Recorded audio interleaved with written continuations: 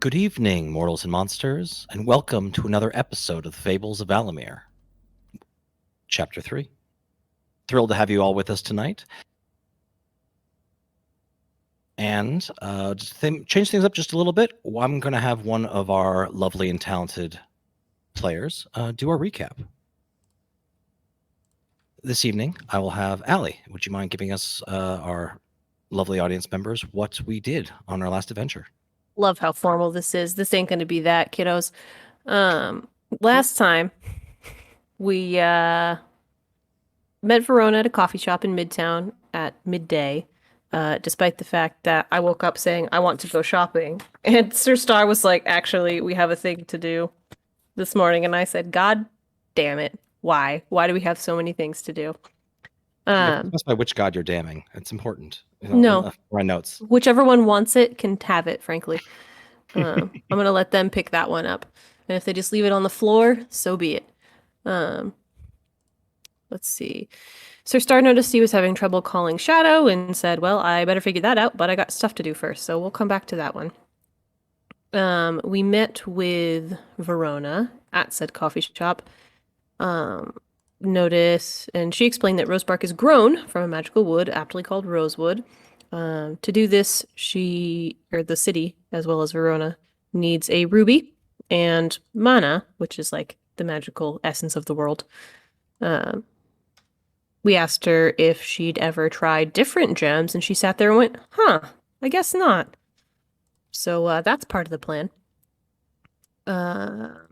She explained that the city is living but not alive, and its main purpose is to protect the things and people that live within it, often to their detriment. So she has to kind of like talk the city down, was my understanding sometimes. I mean, like, whoa, no, we're cool, it's chill.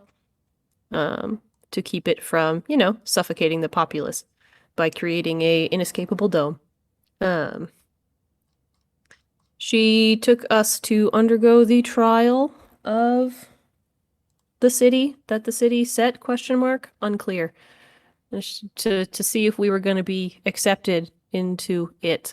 And And the trial was entertain these children for the day, and we did. It was great. We played knights and princesses and evil wizards and snack time, hide and seek, etc. It was great. Let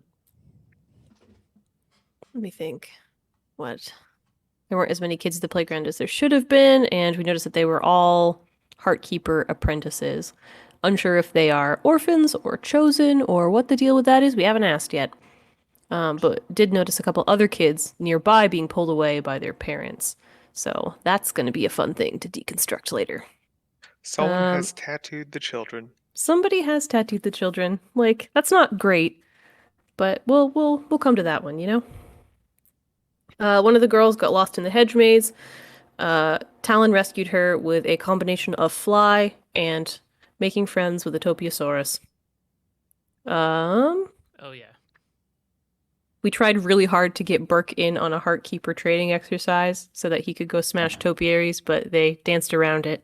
And so we also went and got him from the maze so we didn't spend all night running around asking for the child that we'd already found.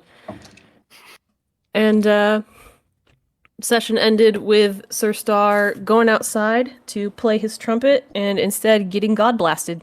So that was fun. I feel like that's a euphemism for something that I should probably figure out. I No. was like, he's dead. And It's okay. smited. He'll raise you again. Like, that's the whole purpose, right? That's like the... You are. Actual- It's not your time to die. You cannot rest yet. Get up, boy. We got shit to do. Yeah. That Sir Star is- actually worships Kratos. Boy. Boy, Wow. it is not time. Amazing. Yeah, I've been playing through that game again, and that's been a lot of fun before we get over to Ragnarok. All right. Thank you, Allie. That is a very complete recap of what things we went on. I would actually like to open our session just a couple hours later in... I keep wanting to say Kratos, but that's not freaking right. Thanks a lot for that. You're welcome. In Sir Star, thank you. In Sir Star's bedchamber. You've been, you put your, you get ready for bed. You drift off to sleep, and a few hours into the night, you feel a warm presence.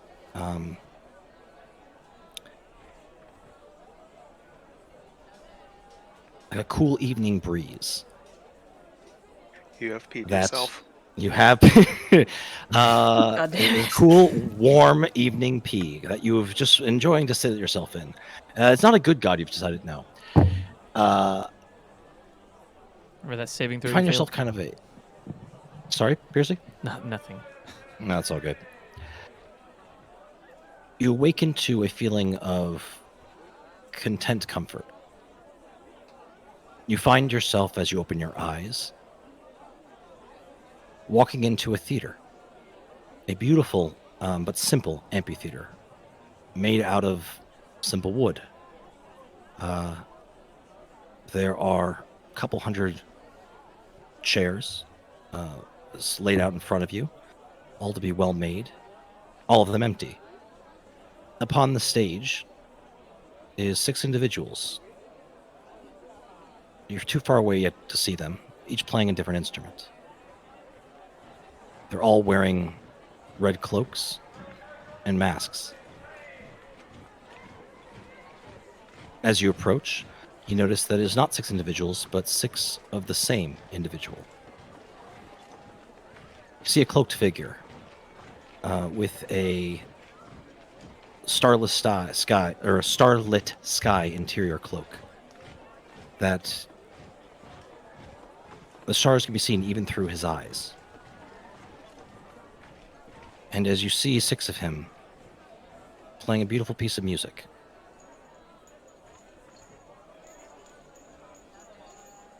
they all turn to you and say in unison, "Welcome, my son. It is good to see you."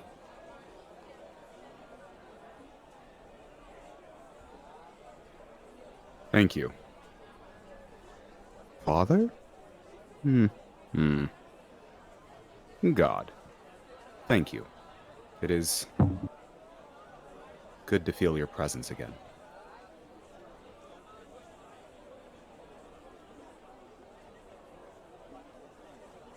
You have undertaken an incredible journey. And accomplished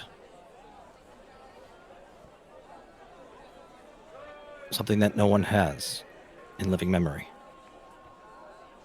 And so first off, let me commend you for the good work that you have done for me and for the world. Thank you. We couldn't have done it alone. And we barely made it out. I remember.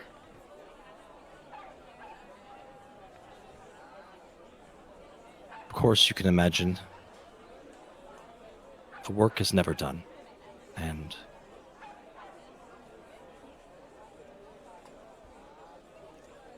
the best among us will always be honored with more to do.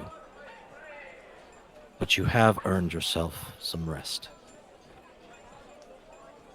I, of course, have additional tasks for you to do, but it must not be embarked immediately.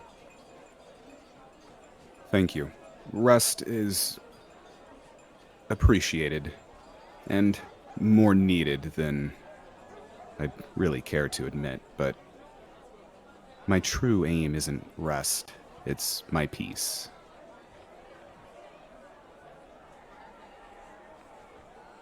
And we will accomplish this, among many other things.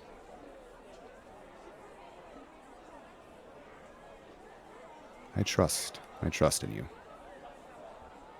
And one of the copies of the professor offers you a lute. Play with me for a time.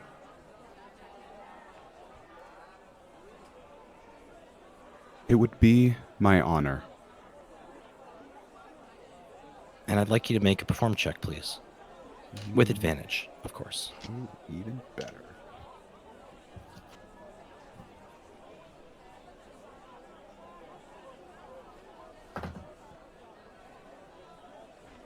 Advantage helps a lot. That gives me a 21. Nice.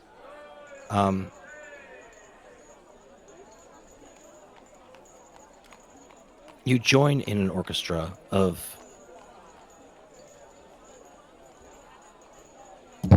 with 5 of the greatest performers you've ever seen, let alone played with. And you sense a bit of magic suffusing you, not dissimilar from what you provide to your allies every morning. As you gain yourself a bit of comfort and rest.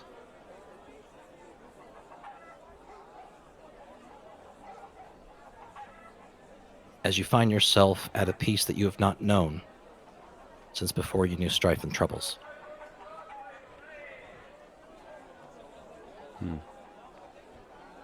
It's a long time. Say again? That's a long time. It is. It's been a minute.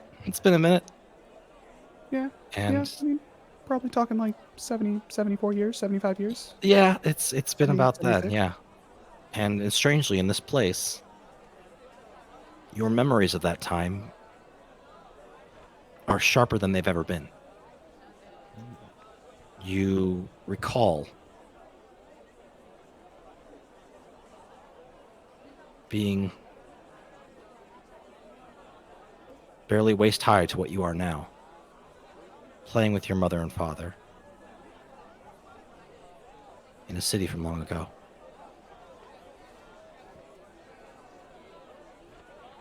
Of course, Naladovi is what you've learned. A place of very sinister ends, but there were happy times, especially when you did not know its purpose. Playing and eating and parties and friends.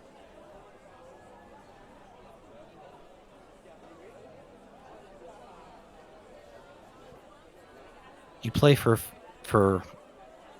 what feels like minutes or hours. And the entire time feeling yourself more and more rejuvenated as you are within this realm and in your god's presence. When the music is at an end, they all put their instruments down upon the stage. And then there is only one. My paladin. My god.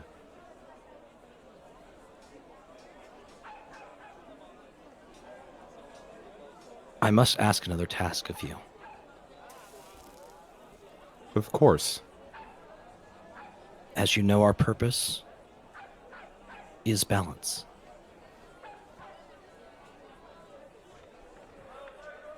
We are the fingers on the scales that bring things back to even. And there's something I must have you retrieve to ensure that we can continue to do so. Not far from where you are. Not far from where you are now. There is a book that contains information on a relic that I have no knowledge of, that we must rectify.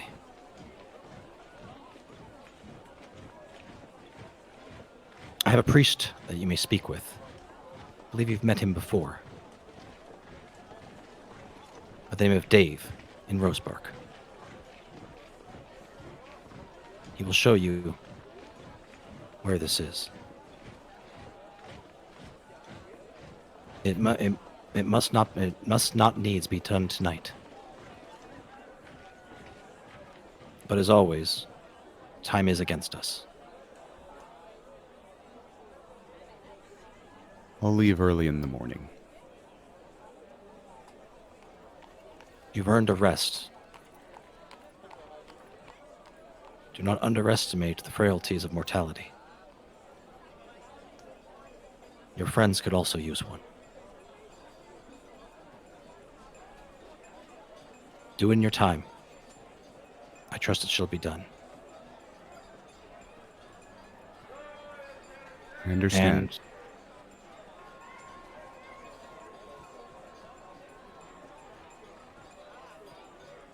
he displays both his hands out to you. Rest well, warrior. We will speak again. I'm sorry, he did what with his He hands? places both hands out. Not in a way to kind of offer his hands to you. Oh, got it, okay. And as you take them, you feel yourself refreshed and renewed. And you wake up. It is just past dawn, but you've never felt yourself so well rested. Not a single ache is in your body. The only thing that's really changed is you are ravenously hungry. You awaken the next morning.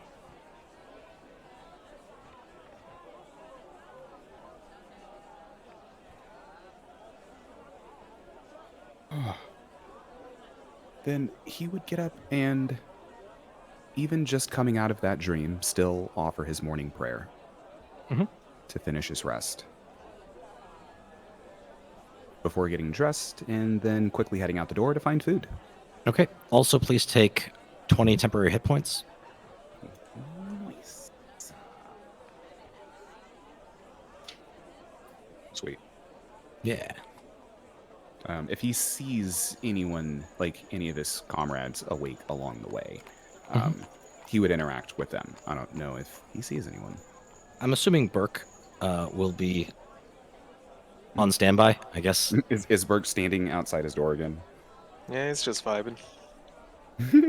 Don't mind me just vibing. Yep. Good morning, Burke. Good morning, sunshine. Thank you for noticing. I haven't felt this good in ages. It's time for food. I've had quite the night. Food's Care to not join me? tactical. But sure. Food is tactical for me, at least. Burke shrugs and looks like he's going to follow you. And Sir Star trots off. Excellent. the two of you head down. I'm going to assume Vesper's sleeping in as late as possible. Probably not as late as possible. She'll drag her butt out of bed at like 9 a.m. probably. Okay, cool. So unless somebody comes and gets her before then, she's no sleep. All good. Talon, about what time do you normally awaken? Well, it depends on what I was doing the night before, but considering it wasn't playing in a tavern and drinking, probably around 9 a.m. also. Sure.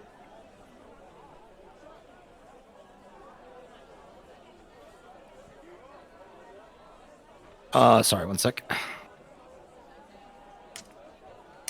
Awesome. Okay, so Sir Star and Burke head down to the main entry hall, where once again Padre is serving out meals for those that are between homes at the moment. He nods to you as you come downstairs. Sleep well?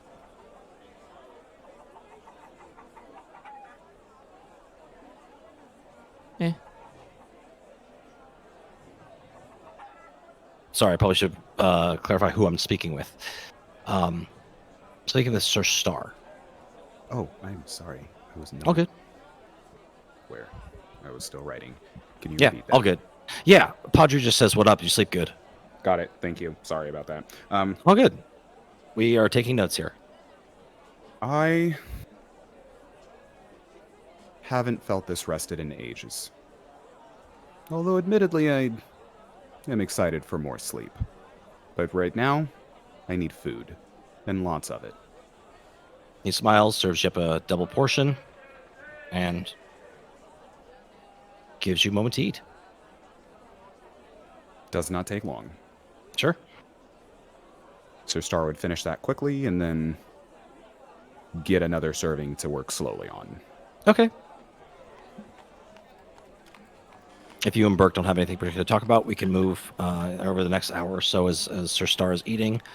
His friends do awaken and head outside for breakfast as well.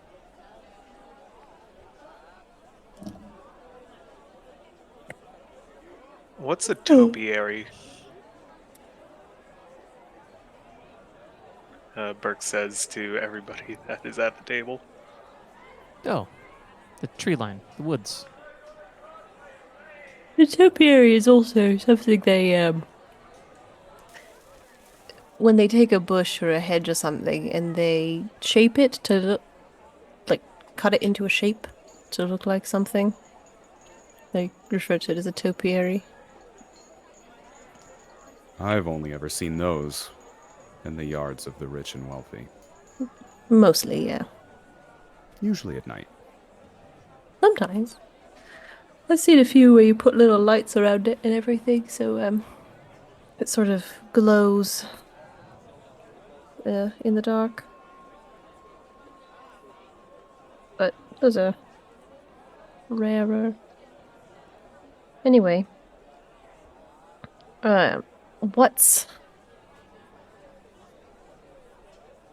we should probably go check on Ryan at some point and make sure that he didn't die during whatever trial. Oh my god, I want to call her Verena. That's not her name. That's the name of a magic card I was looking at earlier today. Verona. My Verona. Thank you. Anyway, and then you also still wanted to do shopping, correct? Oh, that's my number 2 priority after making sure he's still alive. Good. And I need to run an errand as well and see priest over at the Temple of Helm. Okay. Not Helm anymore. Sorry. Oh, right. Sorry. How dare you speak the name of a copyrighted god? How dare! The Temple of Copy smite. Oh, wait. Oh, shoot. I just updated all my Notion, and now I can't find Rosebark. Oh, God. Help me. Search. There we go. haven't totally finished it yet. You Oh, hear no. playing in the distance. Yep. This is elevator music. It's fine. It's Alaemyr, I believe. Thank you. Mhm. Trying to get into my database of all my things. Oh, Alaemyr is the name. Yep. Alaemyr is our non-copyright equivalent. That is correct.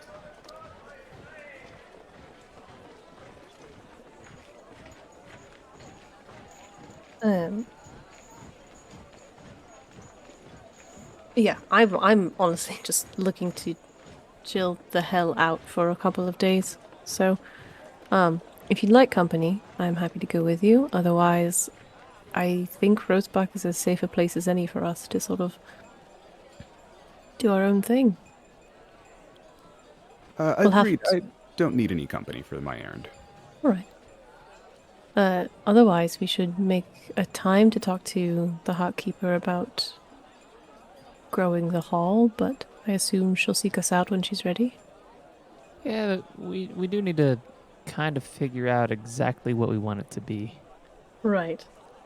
I've got some ideas, but I'm sure you guys do too. I do have a couple of ideas, or at least requests. Uh, If we can fit it all in, we're gonna. I don't have a lot to input on that particular front that I think you all aren't already thinking of, so I'll let you all take the lead on that one. I don't I'm happy care. to come and assist, obviously, but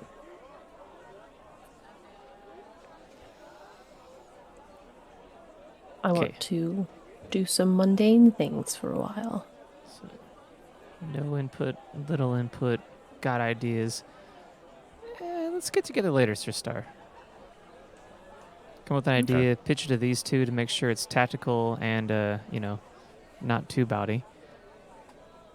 Yeah, yes. Before going forward. But relaxing also sounds great to me. I'm still just sorting through things. Mm-hmm. We Yeah, have earned a good rest. we have. Not exactly a long rest, but a good rest. Few days at least. Get our bearings, make sure that the hall is, in progress, and then we can sort of discuss what our next move is going to be in terms of. She just sort of makes like the wide gesture of whatever the fuck, with her hands. All the bullshit. Do you care We have a if lot I of papers to read. join you shopping and whatever? Of course not. I'd love to have you along. Sweet. Burke, do you want to come?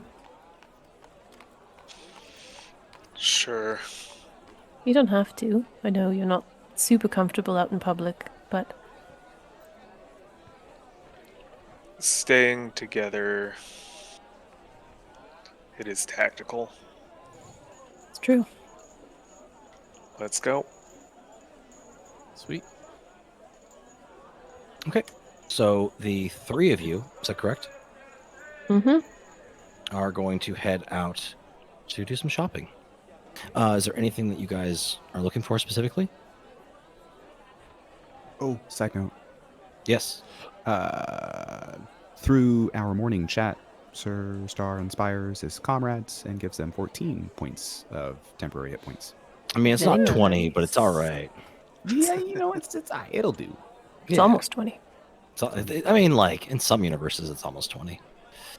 In some universes, it's more than 20. It's true.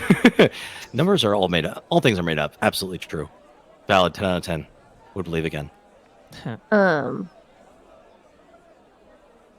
No, I'm not looking for anything. I'm mostly Vesper's gonna go she's gonna go have a shopping day, Yeah. She's gonna go spend a bunch of money on pretty clothes and perfumes and shoes and all kinds of fun stuff. If there is a magic item vendor, I'm gonna take note of it and loop back to it. Sure. At some point, because I know Sir Star was also interested in that kind of thing. So Yes. she'll note where it is and then maybe make that a tomorrow errand, Sure.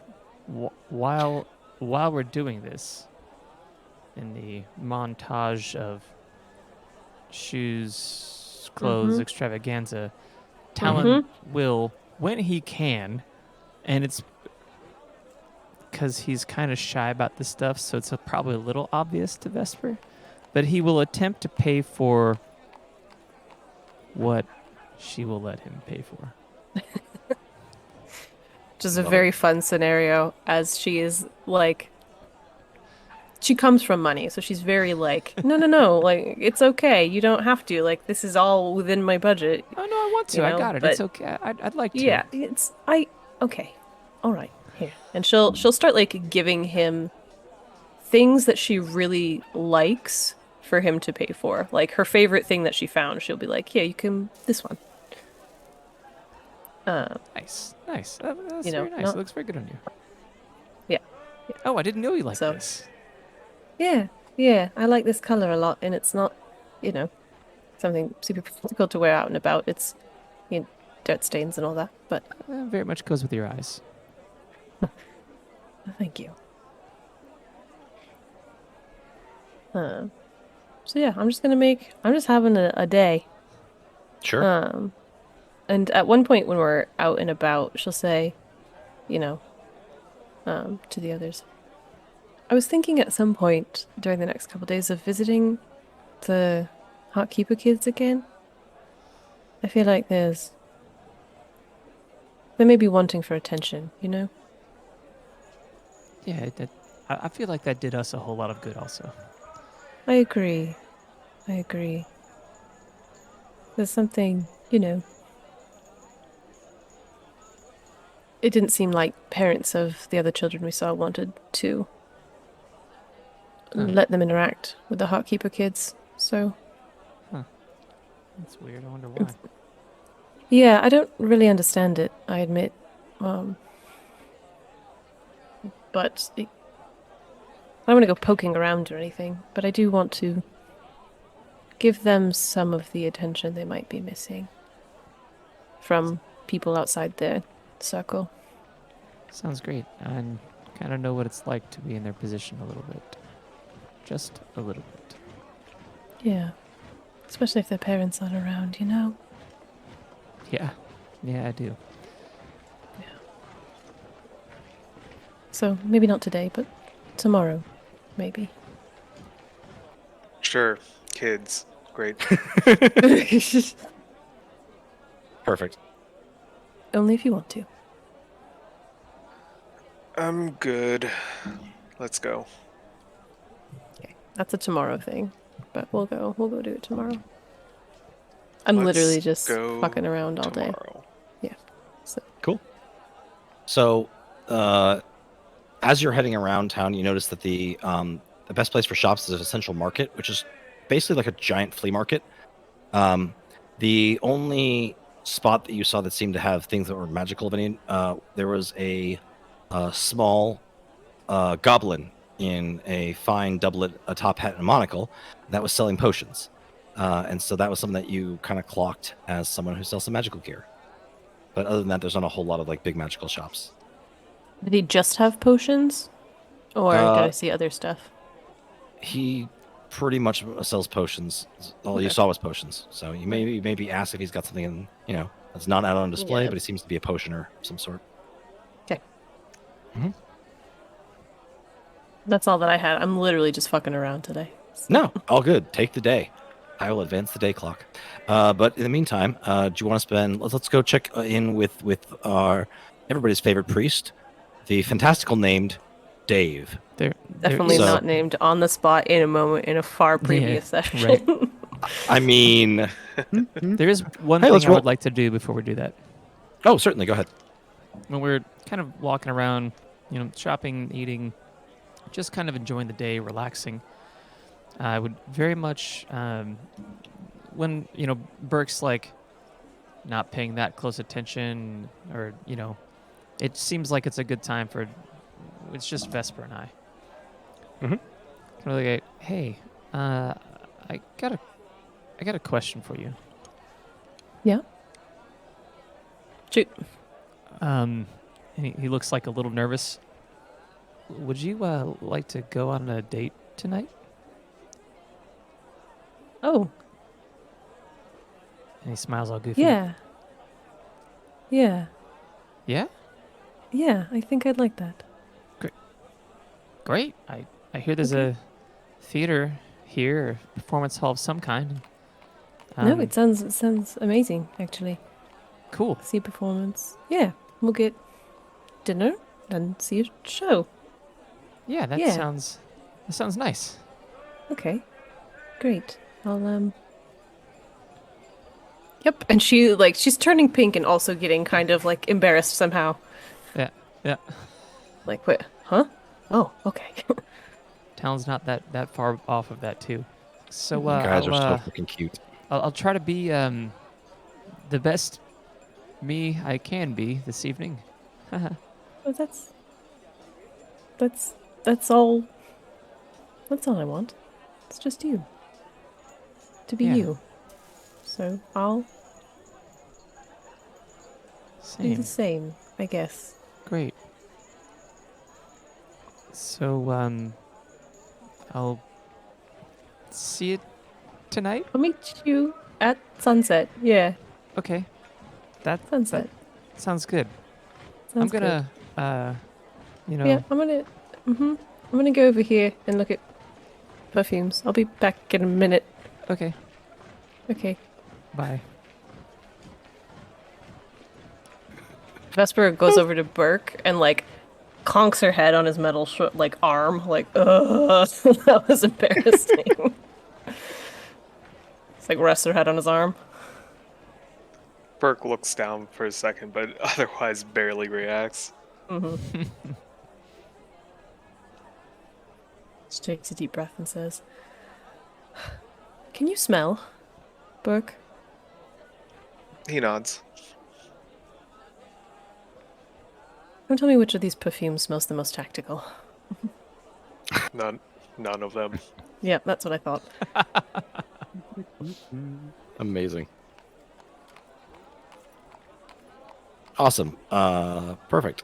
So that was too heckin' cute, and I completely lost my train of thought. We're going to the priest time. Oh, you Dave. guys are amazing. Dave, our main man. So we head into Nathaniel. Does Sir Star go right after breakfast? I mean, he would get up with the rest of the group. Yeah. Okay. So that's probably late morning when you head over to the temple. The Temple of Alaemyr. And I'm just gonna drop this as a quick reminder because it was kind of different when we played it IRL. This is the temple that Shuri got kicked out of for being an asshole when we needed This to is get her true. cured of lycanthropy. That's true. Do with that what you will. That did happen, and I believe y'all were not welcome back in this place. Shuri was the only one explicitly banned, but the rest of us were definitely on Dave's shit list.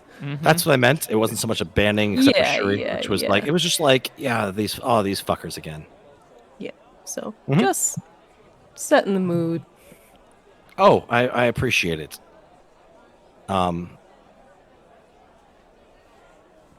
Nathaniel, you walk up to Temple of Alaemyr, which is one of the holy symbols you do carry. And it is a relatively modest temple with a respectable bell tower, maybe 15, 20 feet tall, not terribly large. And the doors are open. You see that there is a small number of people that are there, half dozen people that are there and sitting for morning prayer, or I guess late morning, early afternoon prayer. And at the front, the pulpit, you see Dave, basically giving a sermon about the importance of protecting one's fellows and the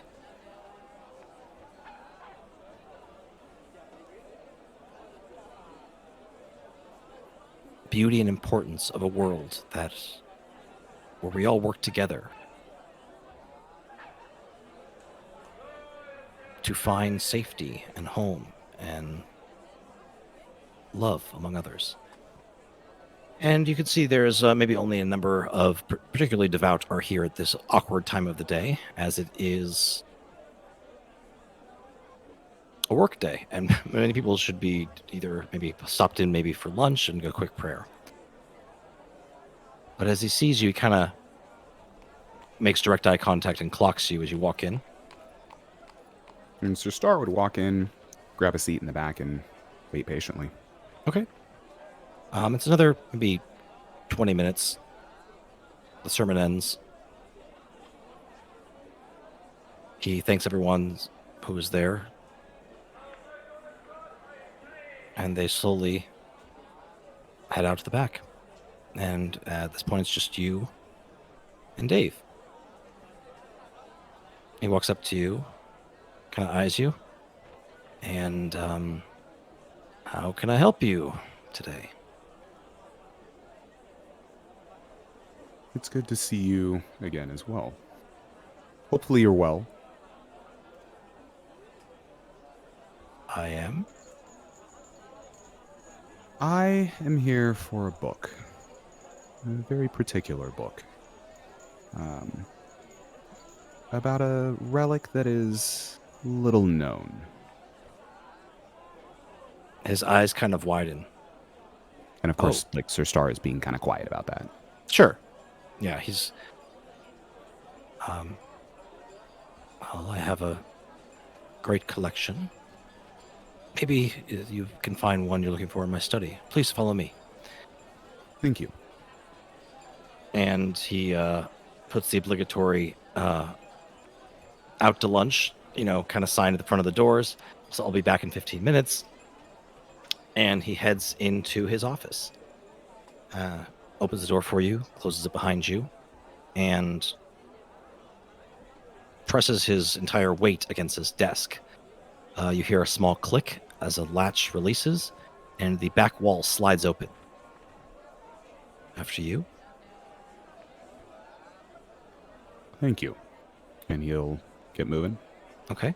And then he'll close the door behind you. You hear another latch, and you find yourself in a very small chapel. One with a holy symbol that you know well. The quill and paper. Dun, dun, dun. Dun dun dun! Secret church inside the church. And did he come in with me? Yes, he did. Okay. He didn't lock you back there. And you're trapped. The walls slowly start falling down, and the room fills with acid. Ah, ha, ha, ha, ha. And a giant boulder falls from the end of the hallway. Uh-huh. Rocks fall, everyone dies. Roll up Run, a boy. Da, da, da, da, and the snakes. Da, da, da, da. I see we have... He looks over to his fellow priest and says, I see we have more in common than initially thought. He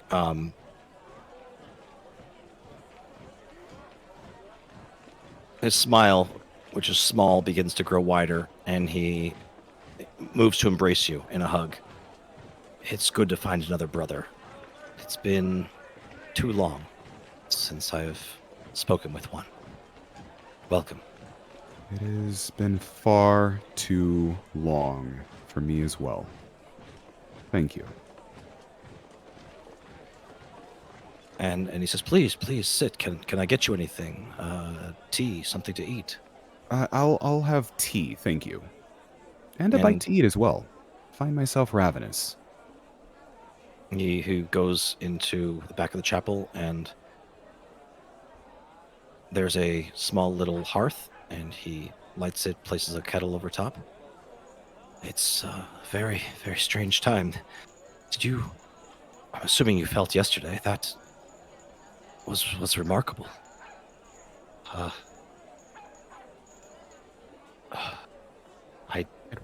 It must be a glorious time. I've never felt our Lord's presence in such a way. I've never received visions of that strength. Something grand is in motion. And what did you see? it's what I felt. his presence, his light, like a thunder crack hit me, and I was kneeling in prayer, and it was in the evening, and it knocked me to the ground, and I was flooded with images of of purpose and his will, his aura, his purpose has never touched me in such a powerful way before. It's been very, it's so nice to be able to speak to someone about this. But how did you experience his awakening? Kind of turns to you as he pours you some tea. Player Nate takes longer to think about that than Sir Star does. All good. Drink your tea and think. Right, exactly. It's like Sir Star takes his tea and he like sips his tea for a little bit as he seems to be like collecting himself. Last night was incredible. I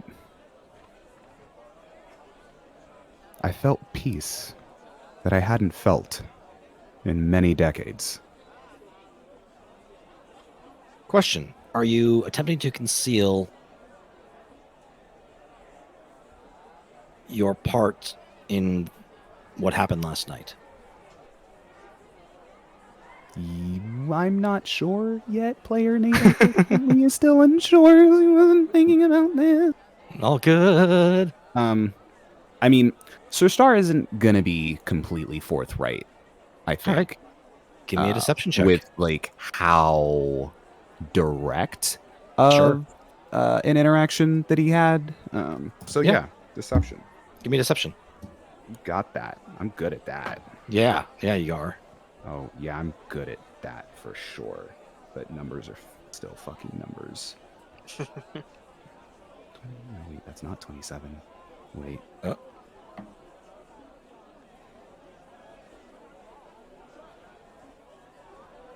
32. There we go. Fucking numbers. Staff. Calculator out. Yeah, okay, yeah. While he is a priest of the god of espionage, you're his paladin for a reason. You don't let people in when you don't want to, and there's rarely a time where someone can catch you in a lie. So yeah. And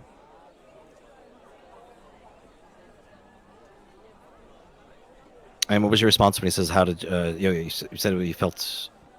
He asked you. I felt peace. Peace that I haven't felt since I was a child. It made me hopeful. Hopeful for my future. And you see him actually opening up a journal, a well-worn journal with the professor's holy symbol stamped into the front, and he begins taking notes of things that you're saying. Interesting, fascinating.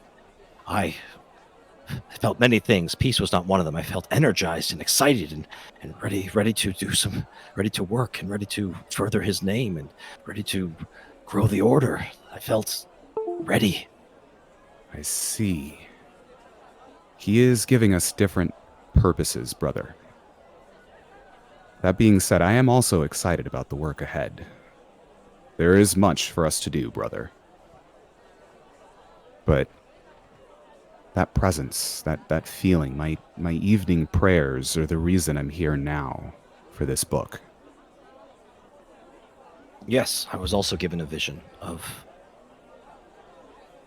a cavern of some earthen place that is, and he unfurls a map.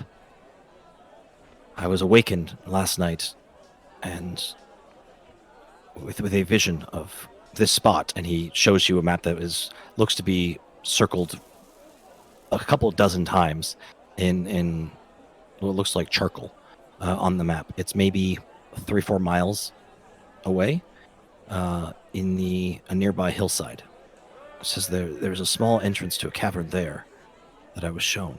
And I was told a fellow brother would be here to seek something there. I see. Of course. How could I have foolishly thought that I would be able to just retrieve the book here? He like literally puts a palm to his forehead. Like, right. Thank you. Thank you for this map. My journey will continue. We are seekers of forbidden knowledge. We are the protectors of balance. He bows his head to you. As you say. May your scales always return to even, brother. Were you going to check out this cave as well? No. That was not my task. I am here to shepherd knowledge back to the Silent Note.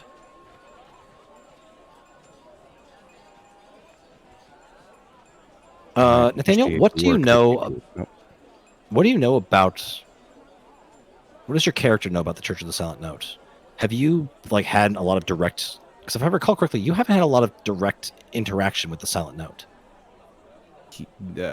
Outside of gods or godlike Right. presences, Sir Star has had zero interaction with the Right. Silent Note outside of finding an abandoned base.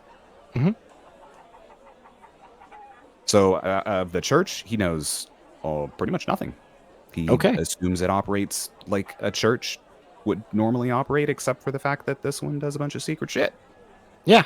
Shiitake mushrooms. Shiitake mushrooms, indeed. Yeah. It is the deadliest of mushrooms. Not really at all. It's probably the least deadly mushroom. Oh, we can find amanitas in our hills. I don't know what that is. It's a super deadly red-capped mushroom that needs to be cooked in a certain way to be eaten. Is it the Mario mushroom? Yeah. Nice.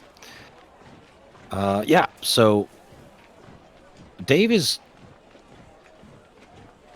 Give me a insight roll, please.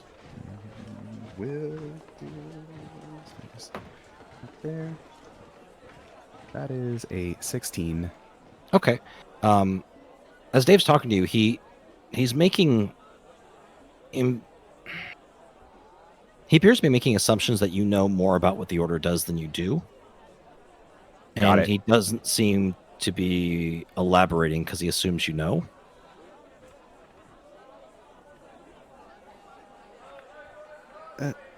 Maybe I should clarify. This is admittedly a bit embarrassing.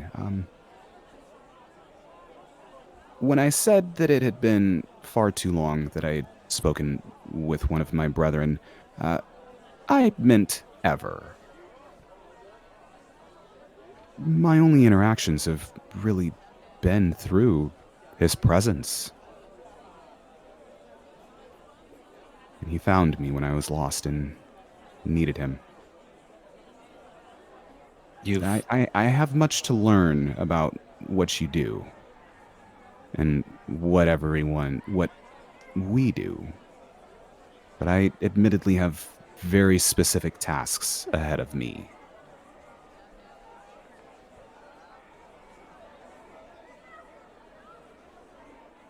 Give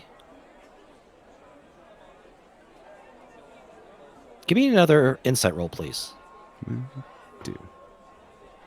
An expression comes over his face That is a 23. that you are able to read. It's a quick flash of different series of emotions. There's questioning, shock, understanding, disbelief, and a little jealousy. Truly. He found you and gave you this calling. I called out, not knowing who I was calling to, not particularly calling to anyone specifically. I called out with a great need and a willingness to work towards absolving that need? And he Well- answered. Even I didn't know at first who he was. He gets kind of a wan smile. I've heard that is common. He's not... By his nature, he doesn't share much. Well, what can I do to help clarify some questions you may have?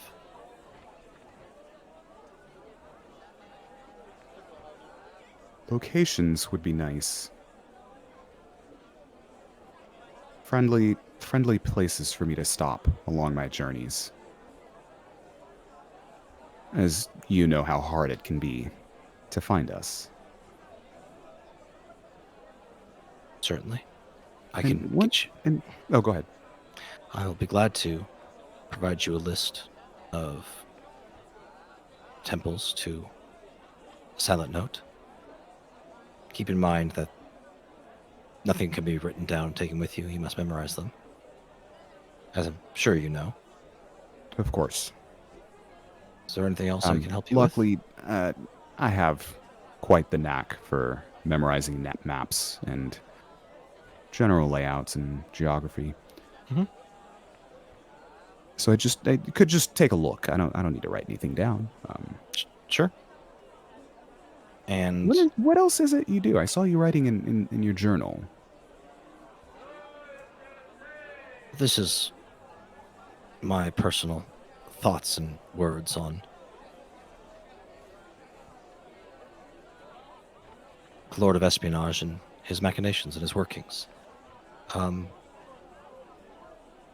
What I do is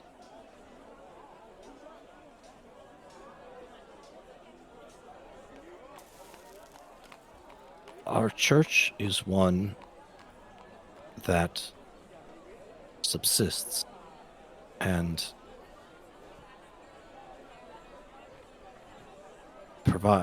works. Our economy is secrets. Unlike the Church of Alaemyr, because Mosingo has headouts there, we don't take gold. When a donation is made, it is a secret we desire.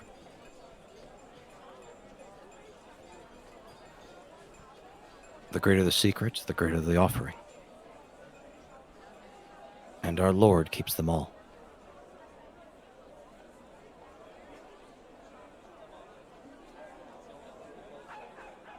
And if he deems it worthy, we occasionally act to help restore balance to the world with use of this power. Removing a powerful opposition to balance. Overthrowing a kingdom or two in some of our more grand days.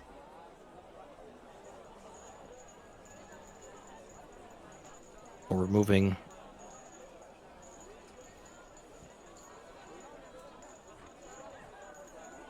an unjust gangster or two. We use our power of knowledge to help restore balance to the world. Our economy is secrets, and our agents use them to conceal or reveal them to help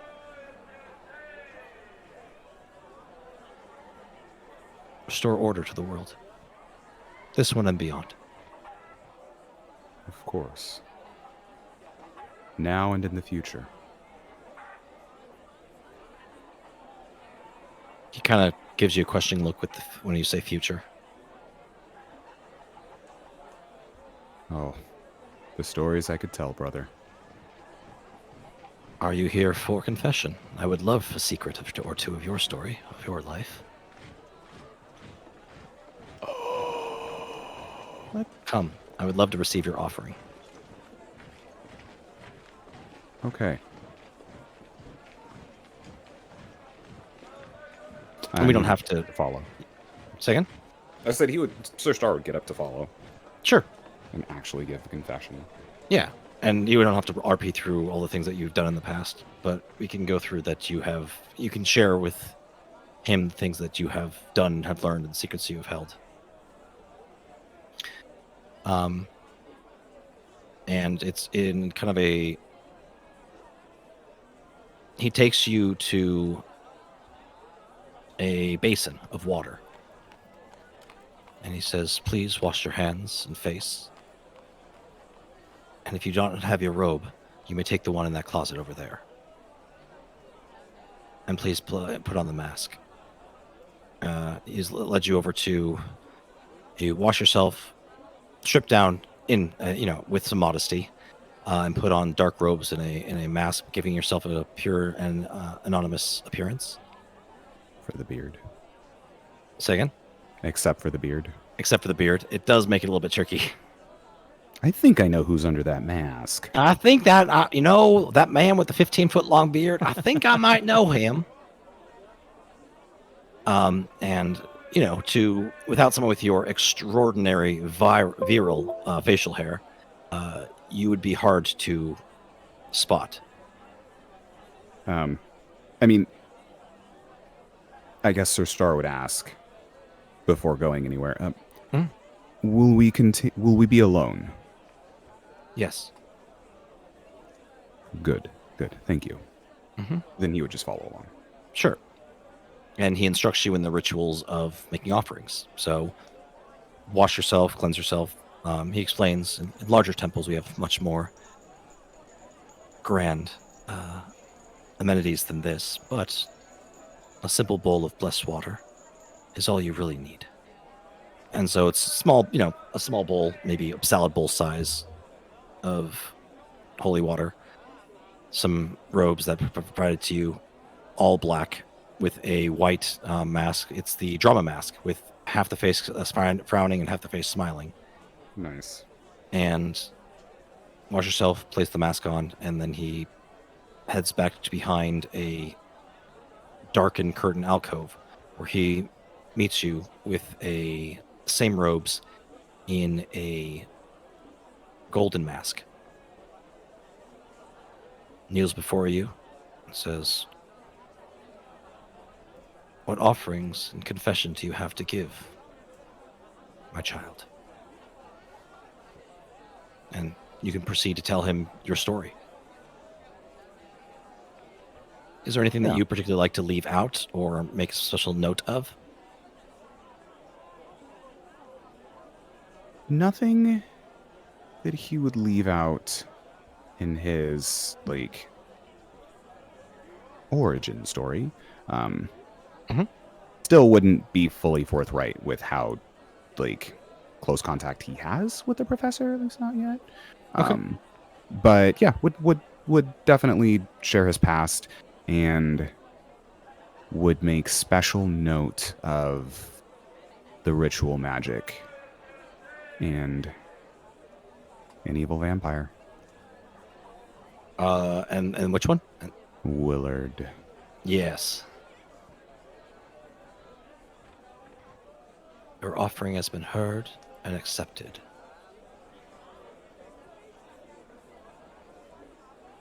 And he will then,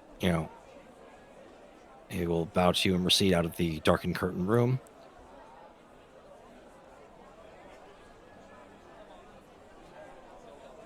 And we'll say, brother, I'll meet you back at the chapel. Get dressed when you're ready and after you've made your own prayers.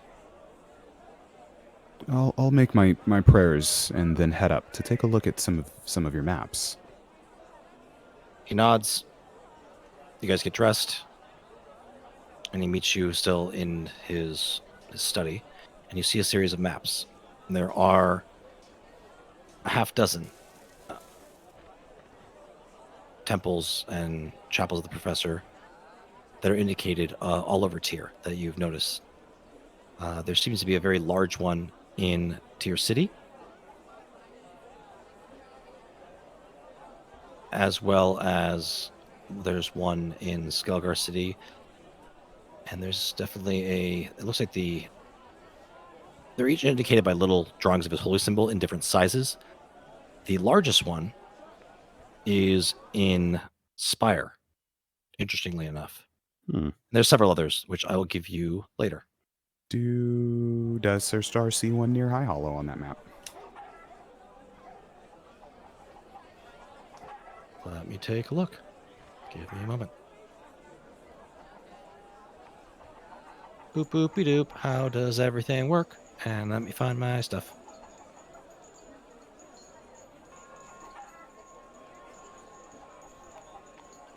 I know there's not one in High Hollow. Near High Hollow. Right. Let me just take a look. I.e., as a player, the abandoned base that we found. Oh, yes, of course. There is not one there.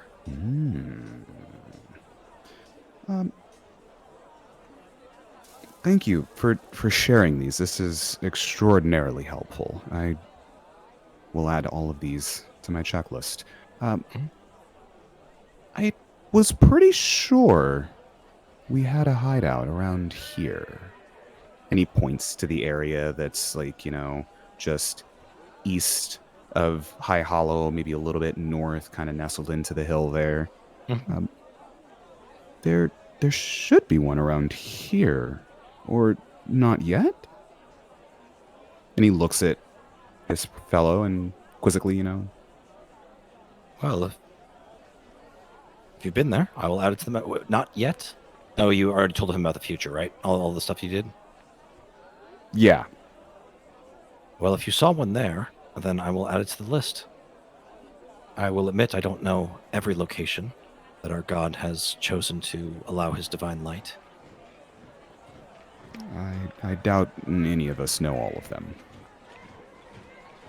So are the burdens of keeping secrets.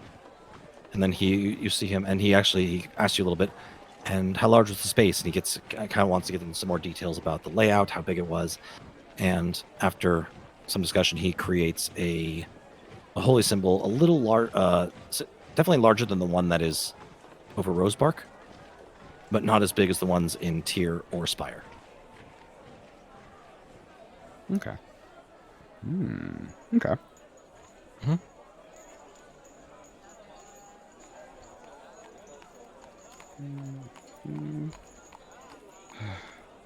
Brother, is there anything I can do to help you in your work here?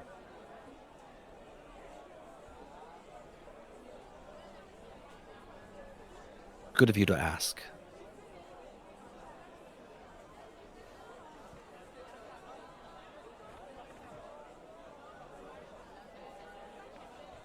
As of right now, we have no parishioners our god is deemed worthy. But if you are willing, when there are, I can send his tasks your way.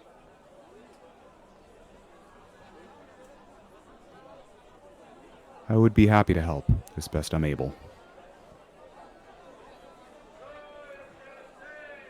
Our work towards his goals furthers all of our goals. Indeed it does. And our glory. Glory and balance. Thank you, brother. Thank you. And he'll bow before hugging. Or a hug before bowing. One of those. I think it's you go to bow and he goes to hug, and then you go to hug, he goes to bow. It's kind of that awkward like handshake fist bump sort of thing that happens for a moment. I like that. And he eventually just laughs and gives you a bow hug, which is just it's as awkward as it sounds, but it is done in good fun and good humor. And the two of you head out of the back room. Oh, actually, wait. Wait. What? Way out of there. Sir Star would stop abruptly and say, "Oh, yeah, actually, there is. That I am working on creating a new space for us here in Rosebark." Oh. What would you like, want, or need out of a new space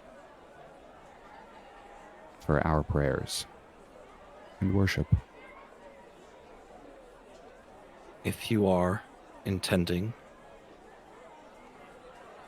to have another place of the Silent Note here in Rosebark, Well,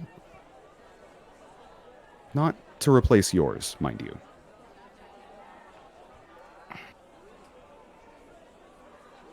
don't tell me where it is. But if you want to continue doing good work, you must ensure to have a place to cleanse anyone willing to make an offering, as well as robes of anonymity to provide anyone not without the means to provide their own. There should be a priest in order to take confessions, as well as ensuring that you have access to those who can act upon his will when needed. Whether you will take on those tasks yourself or have other brothers of the Silent Note. If you are looking to start another cell,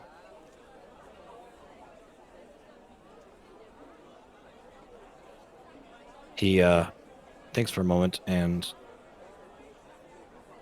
kind of goes back through his old papers and looks around, can't find what he's looking for, and he's like, where did I and he kind of smiles and looks up, and it's actually pasted on his wall. It's an old drawing, it looks like done in rough charcoal, of the original sketch of the cell that he currently is in charge of. Things that are needed. This is what the brother who was my mentor showed me, and it is a series of organizational steps of how to create a new cell. The structure, how you make sure that you are connected to someone higher up above yourself. I recommend it not be me, as we are too close. Having two places that be compromised within a day's travel is never wise. There may be other cells closer to me that are on this map, but I do not know of them. Thank you. That is helpful. If you are in Tyr or Rosebark, or maybe the location that you found near High Hollow, seek out their head priest. They would be a good contact to ensure continuity for his will.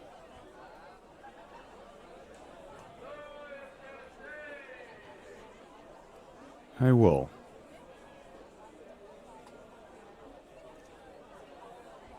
Now I'll take my leave. Thank you. I think that's it. Okay, cool.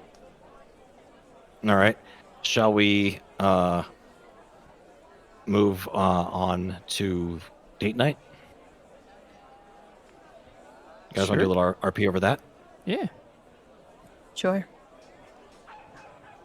Kirk, you tagging along? Somebody else's date night? Work's not invited. Unless somebody stops him, he starts just heading with them wherever they're going. Oh, 100%. Which is amazing.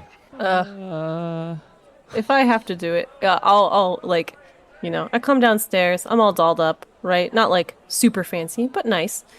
Mhm. And like, say hello, we get ready to head out to go see whatever show we're gonna go see, and Burke starts clumping along after, and Vesper's gonna be like, actually, Burke, this is going to be a lot of Talon and I not being very tactical. So, I don't know if you want to bear witness to that. It's the norm. Okay. Do you remember that night in Reiki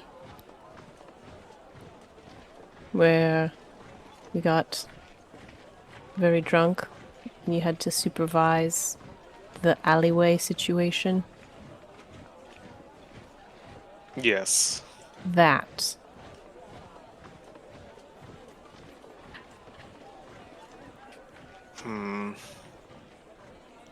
Okay.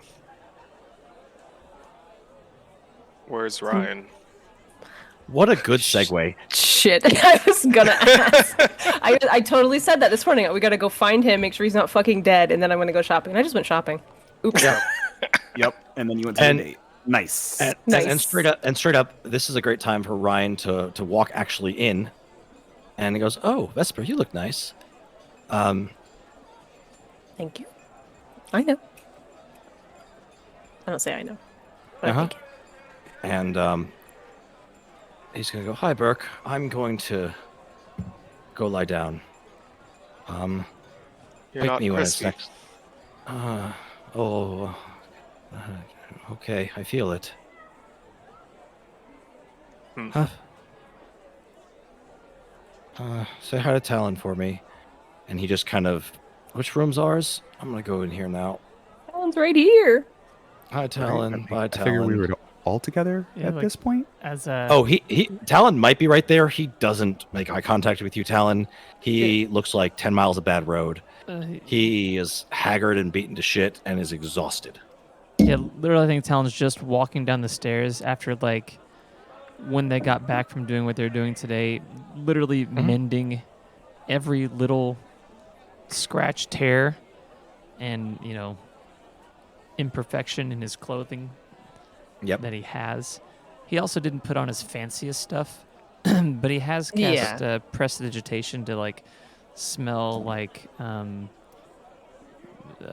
walnuts and I'm trying to think of a good like myrrh mixed together. Mm-hmm. Huh. Woodsy. Yeah. Mm-hmm. What's he Talon? And that's it. He's like, Oh. oh, okay. Oh, goodbye. And Ryan doesn't even really. He's just, Which one's our room? Upstairs, down the hall, third on the left. Cool. Don't wake me for at least a day. And he just like is dragging his feet on every step. And then just you hear him, and you don't see him, but he just heads up upstairs. You look nice. He kind of mumbles to you. What's that? I look at Vesper's like, was I talking to you or me? He was talking to you that time. He said it to me before you came down. Okay, thank you. Thank you. It was to Burke, yes. See, Burke, he needs protecting right now. You'll have to stay with him, probably. Hmm. He's just going to be sleeping. So Star will be here, also. You won't be alone. Burke will nod. Right. If we're not back by sunrise, you have full permission to scour the place for us. Will do. Okay. Let's go. Fine. Be safe. Don't stay out too long. Let me know if you need anything. Thanks, Dad. Thanks, Dad. Did you need protection? As he reaches for his shield. Actually, here. And Vesper will hand her swords to Sir Star for safekeeping. Oh. Should I not bring? No, you can bring yours. I have. And she absolutely like hikes up her skirt and shows like a thigh holster with a knife on it. She's like, I'm not going unarmed. I don't. I'm trying something new here. Not walking around armed to the teeth. Yeah. Oh, no, it's great. I'll It's, take care of these. Thank you. Wonderful. You look stunning. Thank you. You look great yourself. Oh, thanks. Yeah, okay. Cool. We go. Yeah. All right. So you're going to head up to a performance hall. Sure. So, one that you've probably heard of, as I quickly shuffle through my notes, because I have So the this North prepared, Point which Theater? is great. Yes, the North Point Theater. That is the one I was looking at. It's a small outdoor theater in the round that maybe has seats for 50. There is, at the front, there is a middle-aged gentleman with spectacles, a well-shaped beard, in long graying hair. His beard is more white than brown.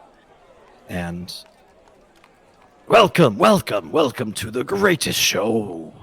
Tonight we will have things that will inspire, thrill, and fear you. Tonight you are going to see, and he, as he places his arms, the greatest jugglers in the land. And you can see, definitely has a couple of hype men around him, whooping and hollering about it. And so tickets are 3 silver apiece. Why 2 As you- tickies? All right, cool. The 2 of you get some tickets. And you see a fine show. It's fine. It's not great. The best performance you saw the whole night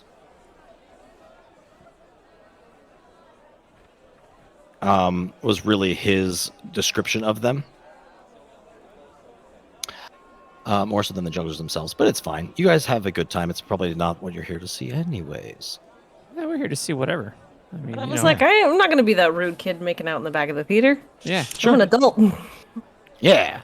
So, yeah, you go there. There's some jugglers. They have on the a couple of acrobats doing some pretty good acrobatics. You see some people that are a little bit like a amateur Cirque du Soleil, and it's an overall pleasant evening. You definitely have a good time. There's some comedy, some of it intentional, some of it not, as some people do a bit of slapstick, as a couple of the acrobats make some mistakes, though they play it off very well. Whether it's certain whether they meant to fall or not, you were uncertain. Show's about an hour and a half.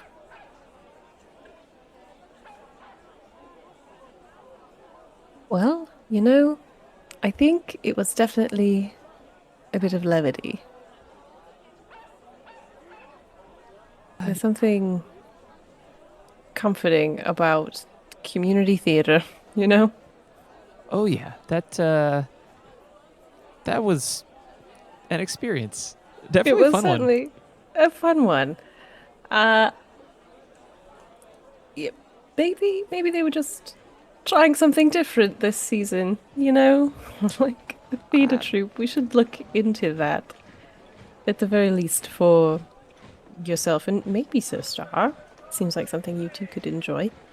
Yeah, so kind of like the idea for Hartford Hall was to, well, not do this, but to like, do something like this, but better. Yeah, sort of a talent-seeking program. Like anybody can try their hand at it, right? And then maybe people who are good can come back again to perform regularly. That's actually kind of the plan. See, like, Yeah. and those who do the best, like, I sort of have an idea. It's not fully formed yet, but those who do the best, like, there's sort of a special little thing you get. I'm not sure what it's going to be yet, but so the Okay. different bards of the land or performers of the land kind of understand who's the best when they have that thing. But it's an unspoken thing. Like, I don't expect the public to understand that, but it's kind of amongst us. Like, I really kind of want to make a place where everyone just gets better by playing for each other, and the public Like you can could come give- in and watch that. Yeah, like you could give them a ring or a bracelet or something to like signify. So if you know, and if you don't, it's just a piece of jewelry or something, or a pin. Maybe Yeah. that'd be fascinating. Yeah. I'd and see how. I'd be really interested to see how far word could spread. If we were successful, like maybe somebody comes back and they're like, I was all the way across the, in another continent, and I saw somebody. I don't know. Across the way. That would be nice, I think. To have that Yeah. sort of reach on other people's in a positive way. Right. That's absolutely kind of the hope, is to make a place people want to go and make a thing people want to take part in. And I know it's going to start off small and no one's gonna care. But heck, man, I'll invite these guys because like, if we do really well and their people come over and watch us and then join us and they start to do really well, then they go back and perform there, and then we got two really good like small little troops in town that can Yeah. compete, and like competition can be good Make- for art. Yeah, no, definitely. You can make events out of it and Yeah, form different teams in different years and sort of. and like have different nights that hey, whatever night this is happening over here, and then other whatever night this is happening over there, and not Right. bombard this Rosebark with not inundate them with art, but like really kind of plan it as a smart thing. And they've Yeah. obviously been here for a while, but I feel like I don't want to be a jerk. That was I fun. really feel like it is was what I'm gonna fun. say. They were enjoying themselves. They were definitely trying something new. Let's put it at that. Yeah. Yeah. I don't know. I think that's to be commended. I'm glad that we were able to see that at the very least. It also gives us an idea of what people might be interested in or not. Oh, you should have seen how many times I fell on my butt as a kid trying to do half that stuff. Oh, I know. Same. I mean, mine wasn't performance, but acrobatic maneuvers, combat style. So I'm Oh, yeah. right there with you. Yeah. I feel like I could do some of that stuff, but I don't know. I'm not a performer. It's more of a necessary situation for me than a enjoyable one. Anyway, Yeah, understandable. yeah. Do you remember?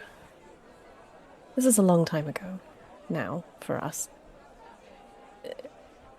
The first night we were in Rosebark, you and I went on a walk around the garden.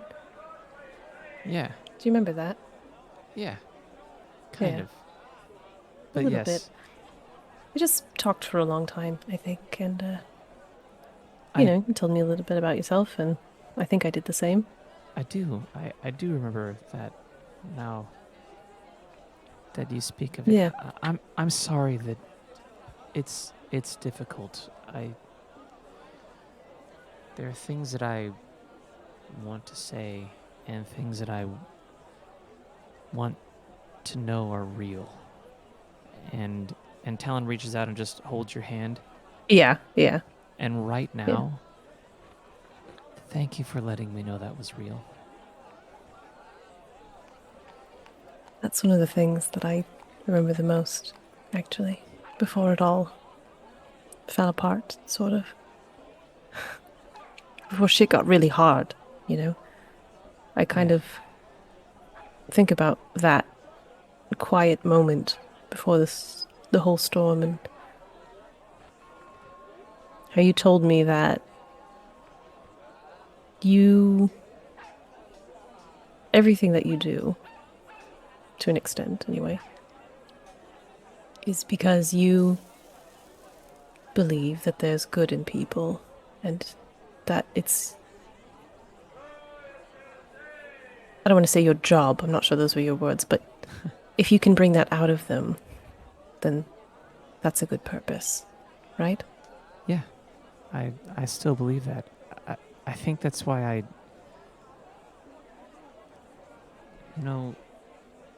I feel bad about some of the things that happened, and Sherry's one of them.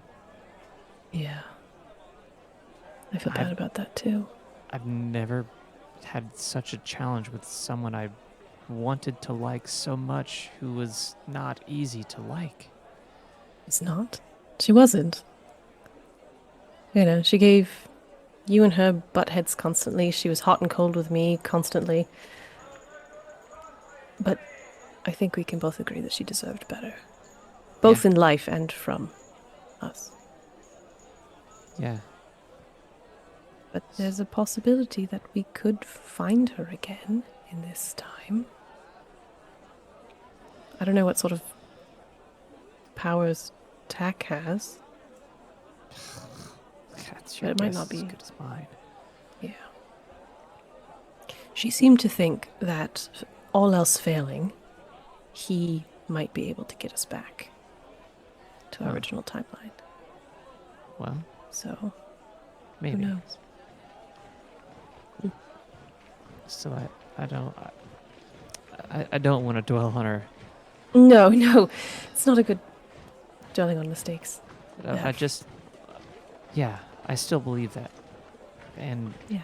regardless of how jumbled up that I am right now, and I don't know, maybe forever. I am so many people. Mm-hmm. And I'm Well- not trying to tell you this to scare you. I don't know what to do always now. I felt entirely more certain before, Mm-hmm. and now it's like every possible life that I've had just takes me in a direction, and I want to make sure that this is the one that I stay in with you.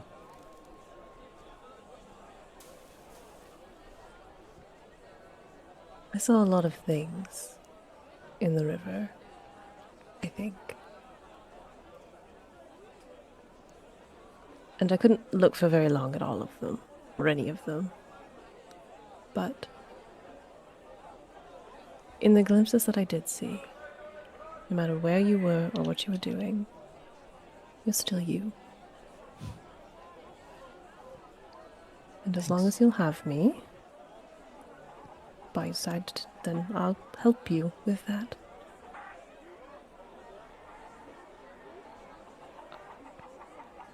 Like, Talon is actively speechless right now. He's looking at you, mouth agape a little bit. Not like, super wide, just sort of like, I don't even know. He, doesn't even know the words to say right now. Other than you can tell there's, a thank you somewhere in there and more. Yeah. She'll smile and she'll kind of touch him on the cheek and say, "We've got a lot to work out and talk about, both as a group and between you and I. We got a weird start. And I'm not sure that I'm going to be able to stay in Rosebark with what I need to do all the time. Oh, I But understand.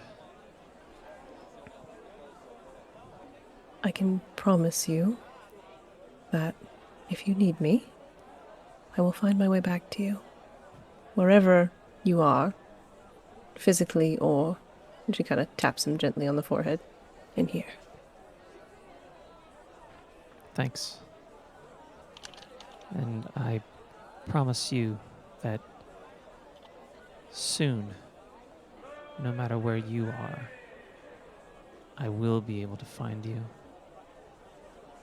I will not be able to leave you. Good. And I will be there to help Good. you. Whatever me it You've got- is, will be there to help you. Yeah. It's always you. You're always you. Even when you don't know what's going on, it's still you. Yeah. So, and I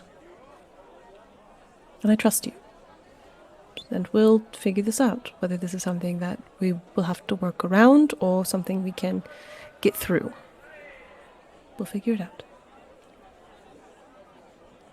Yeah. I think we will. Yeah. Or my name isn't Talon Rarin. That is your name. If you want it.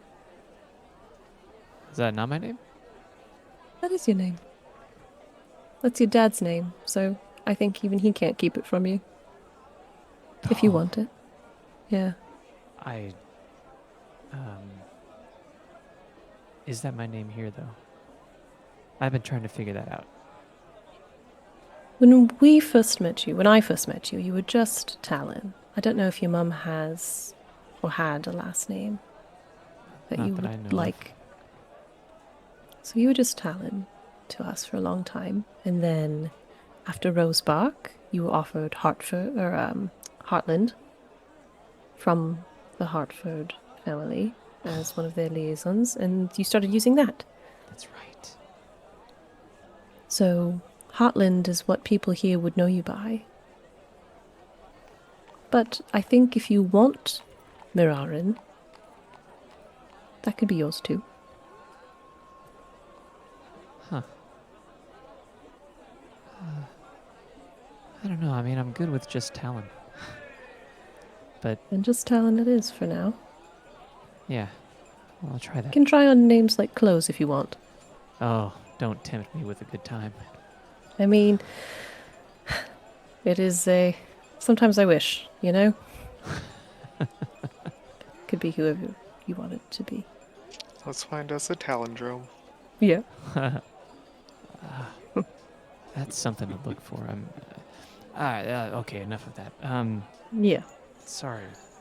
Are you having a good time? I'm having a great time. I hope you're having, I'm having a a good time. great time. Yeah. Awesome. I'm having a wonderful time. Great. Food? Yeah. Let's go get dinner. And then maybe go home. But if Ryan is in your room, I guess you'll just have to stay with me.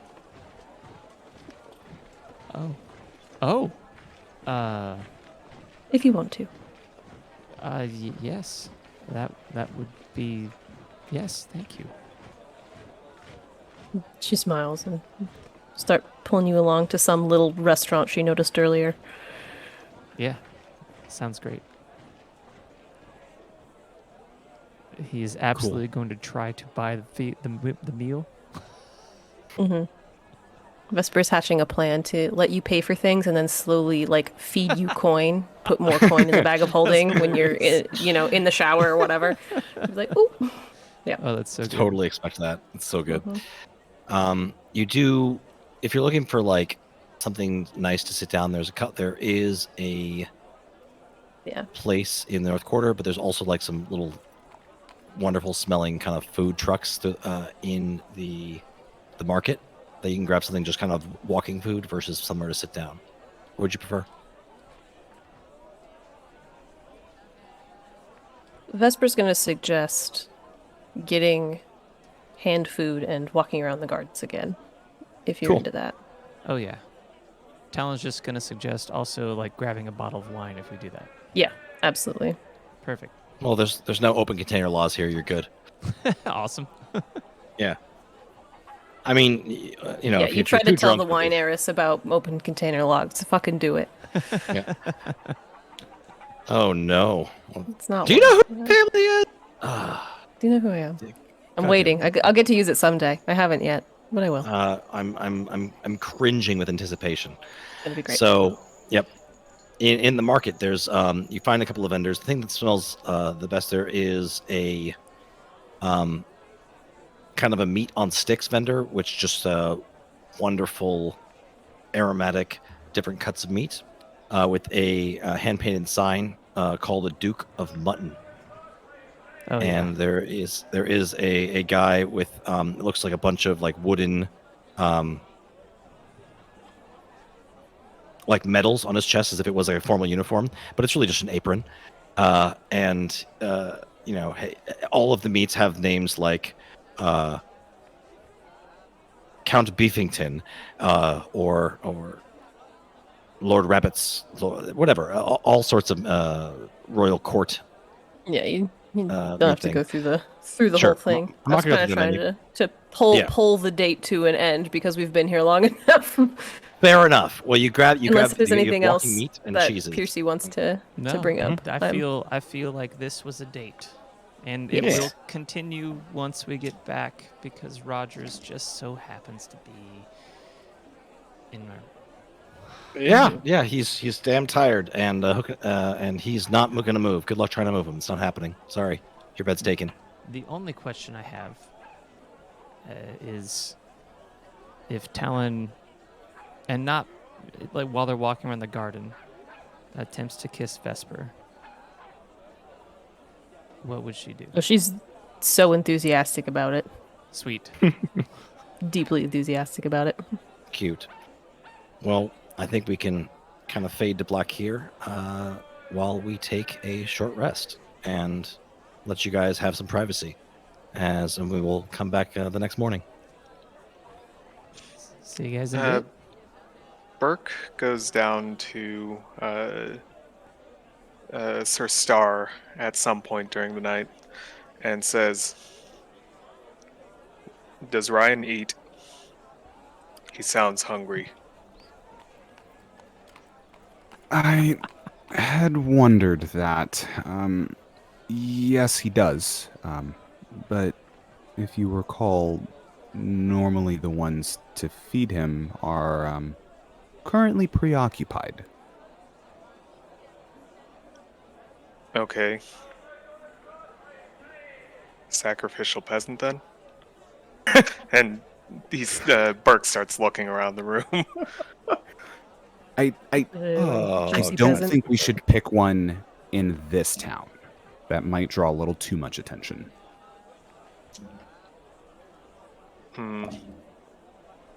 Does he really not eat, like, rabbits either?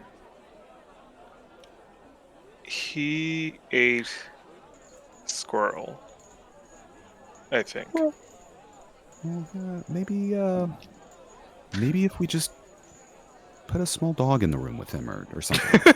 I don't know. No. Humans are worse. Is that a... I love dogs. That's a soft spot for dogs, I see. Character development for Burke. As I live and breathe. Dogs are tactical. Dogs are your weakness. He'll actually give a rusty chuckle at that. Goddamn amazing. Ah, what an interesting sound, Burke. I hope to hear it again sometime. He nods. And I was about to say something, but that is way too many fucking words to convey in 3 words. Okay, good. wait, thinking. Nope, that'll take me a minute to poetize. Well, at least it seems like the 2 young ones are having a good time.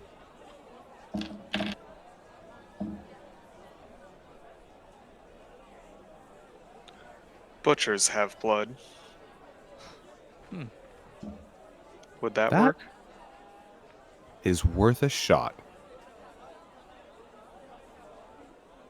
Cool. I figure that's a good spot as any. Yeah, we should go out and grab some. All right, you guys go on a nice shopping trip and get some animal blood and in a to-go bag for Rogers. No questions asked. Love it. I mean, Hi, heroes of the town, you need a bag of blood? Oh, by all means. Sure, boy. Here you go. sure. What kind do you want? You want human or animals? Yeah, we got you. They've had weirder requests probably. Let's figure it. Let's not worry about that too much. All right, guys, we're gonna take a short rest and we'll be back in about 15 minutes. See you soon. Cool. Bye. See you soon. Bye-bye.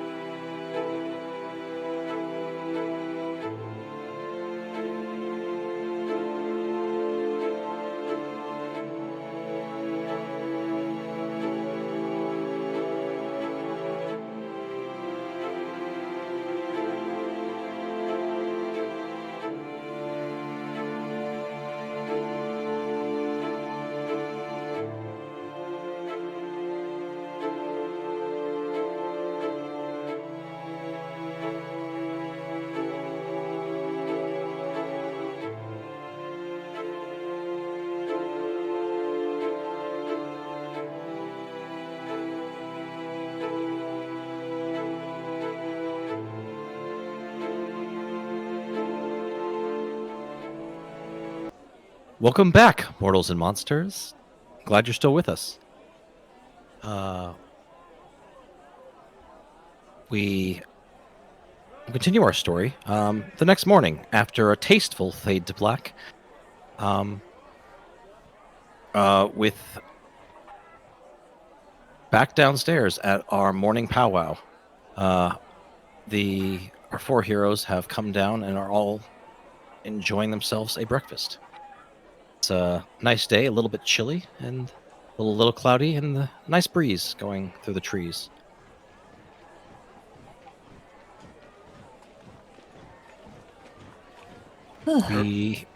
Sorry, go ahead. I was just going to say good morning. Good morning. Hooray, another breakfast. One every day, Morning. my friend. No second. Could not resist. I couldn't. I tried. I think Sir Star's had second breakfast several days in a row now. Every day great. is second breakfast day for Sir Star. I mean, I don't know how everyone else isn't so hungry. It No is nice. stomach.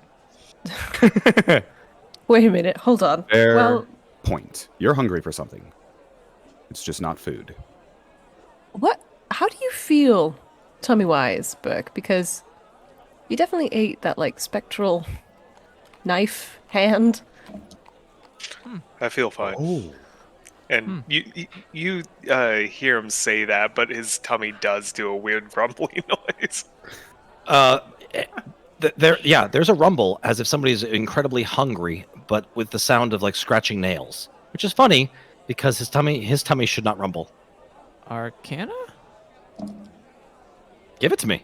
So you had, like, an extra dimensional space in there, right? Oh, well, no, nope, not with that. I rolled a 1, so that's a big ol' 7. No kidding. Yeah, you don't. That's weird. You're currently some dude today who's lived his whole life in a circus for a few seconds. When you think about that, Yeah. you're the wrong dude for that question. Yeah. So, Dungeon Merster, Sure. I am proficient in Arcana now, Are you now? post-river shakeup. Yep. Can I try? Hell Can yeah. I try? Give it. Roll them dice. Learn things. No, the smartest. Well, I was not saying the smartest member of the party, but I didn't do that much better. I have a 15. Okay. 15. Okay, 7 so plus things that 8. you know. Yeah, so things that you know about magic and in theory, right? Extra dimensional spaces create. There's 2 ways that you can have a larger area. One is where a pocket dimension is created. One is where it is a portal to somewhere else. In both situations, to rupture that space is considered very, very bad and dangerous. One of the big risks that everybody tells you about, like why you don't put extra dimensional spaces within themselves, is you can tear a hole in reality and be sucked out of the astral plane. It was said to you many, many times. It's bad. It's real bad. You don't flip and do it. Helen's got, And like, it was never seen again. embroidered on the inside of his bag of holding is like a patch that says, please do not put in bag of holding, like, a list of shit. Also, dry clean only, also on there as well. Yeah, prestidigitate only. Yeah, exactly. And so you know that ripping extra dimensional spaces that are made out of things like cloth is incredibly dangerous. But Burke didn't implode. So that's good. that's good. But also, it can be a real big problem. Something's not right. It appears that he did not. Something inside him is torn, and it's not just emotionally this time. And it's something that can be a real problem. It would behoove you to keep an eye on it, and to see if it's getting worse, you might want to get away from him in case he implodes.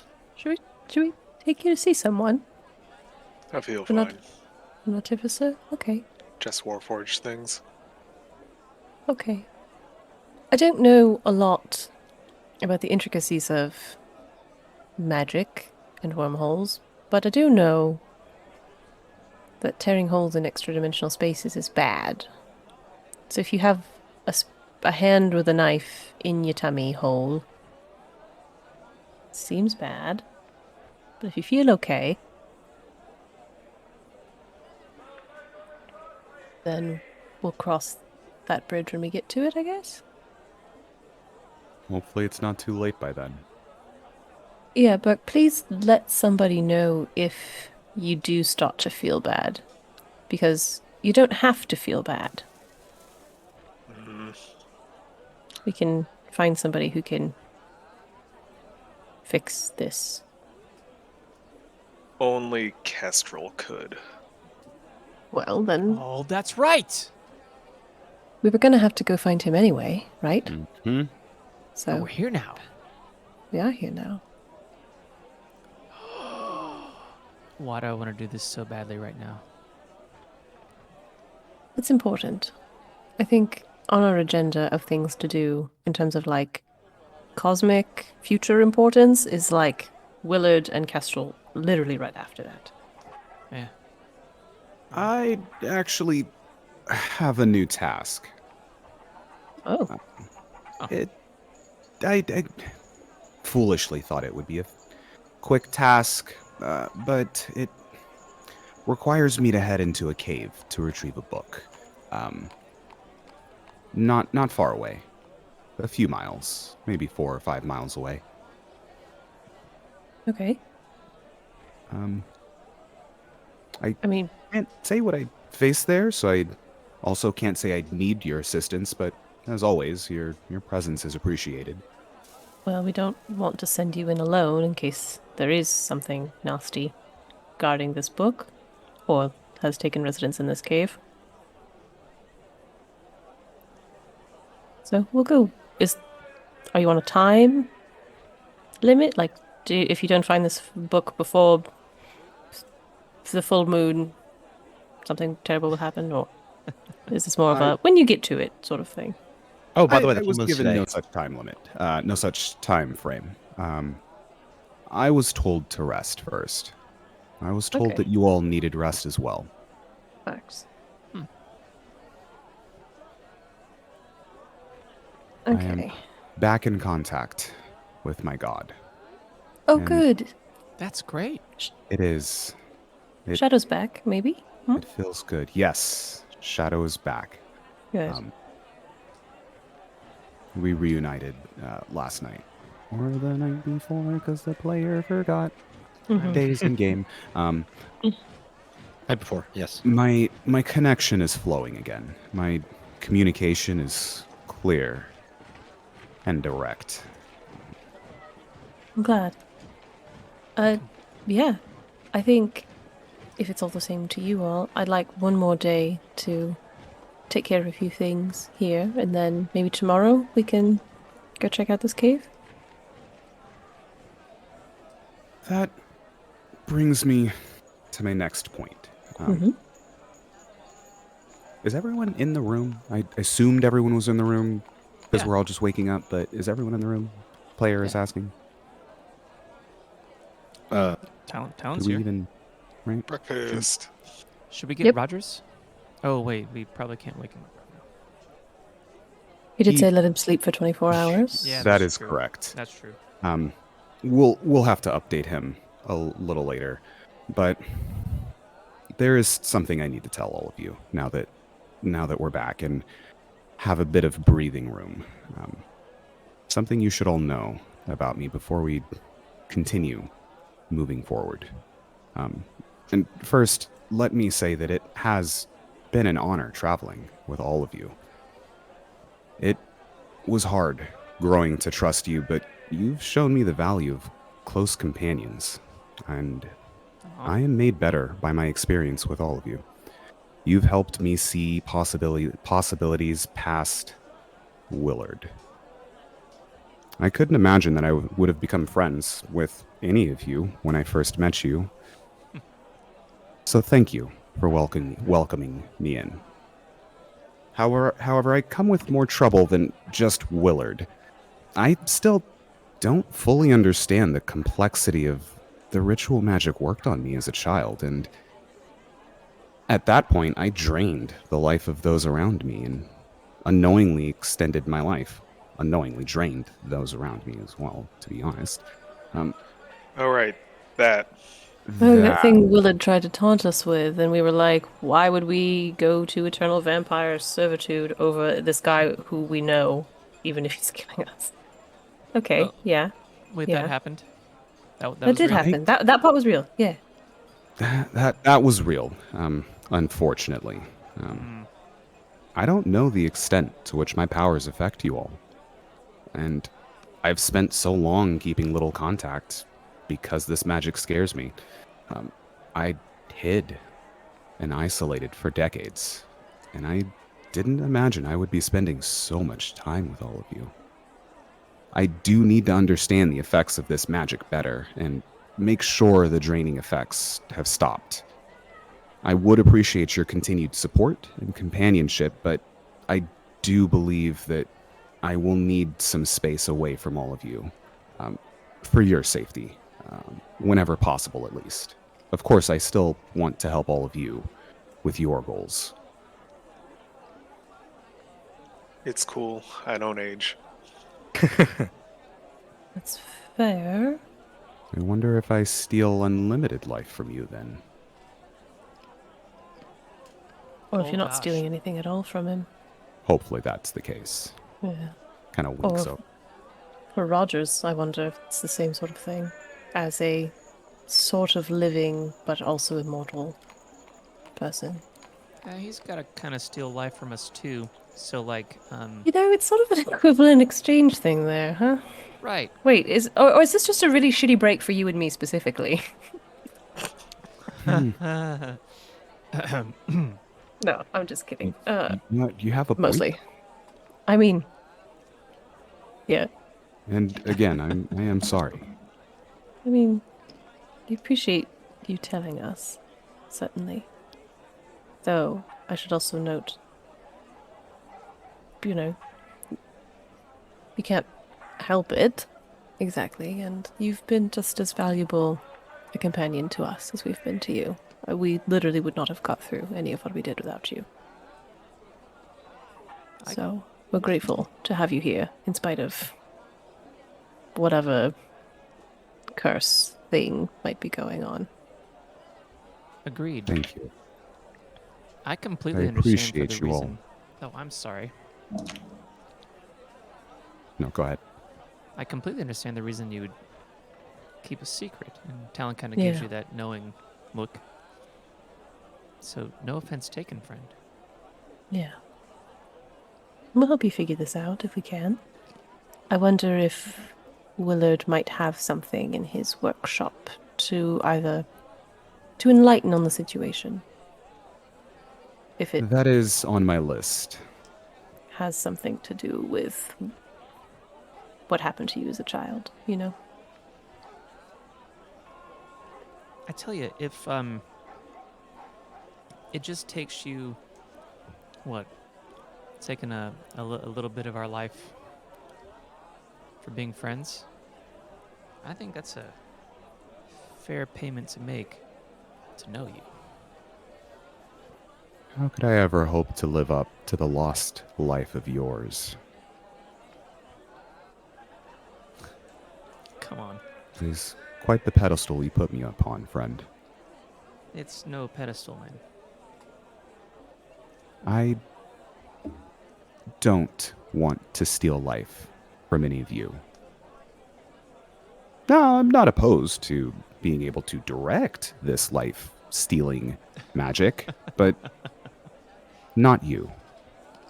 Not to any of you. Let's get peasants. Not this town. Oh, that reminds me. Does Rogers need food? Oh, We got a bag of animal blood for him, but I don't know if that's quite the trick. It was a doggy bag. God. 1d4 psychic damage to your D&D party members. Mhm. I mean, you guys get the temporary hit points. It's fine. You know. That's actually one of the things I was going to say by the end of Sir Star's confession there. 14 temporary hit points to everyone. Minus I'm 1d4 sorry. psychic damage for my bad pun. I'm gonna steal life from you, but I'll give it back temporarily. Right. God deals you psychic damage. Sir Star's like, no, it's okay, it's okay. Fuck, what was I gonna say? Oh, I feel like he's told us before that he can sort of subsist on it, but it's not as nourishing. I might be making that up. I read a lot of vampire shit, Allie says. I mean, that sounds about right. I think I also remember him as an old man, so sure. Yeah, it's not... We'll have to ask him, probably. Because, I mean, it's the same sort of thing. Like, I don't mind feeding him, but... It's not Weird. long-term sustainable. Oh yeah, that. Yeah. Is really the point of that. I don't know how to ask this without being rude, Sister, but like, in terms of this life drain thing, what's like the ratio of years taken to time spent? I'm the only one who has a normal human lifespan of, 80 to 90 years if I'm lucky, and I'm like a quarter of the way through that. So I don't- again, Sorry, go ahead. no, I'm sort of on Talon's side here in this matter, but I do just so I know. If you know. If you don't know, that's fine too. That's the thing. I don't know. I've spent so long hiding that I couldn't go to anyone to see, and I don't have a magical background myself in terms of that classical training. As a child, I drained people in days. I watched people grow old so fast.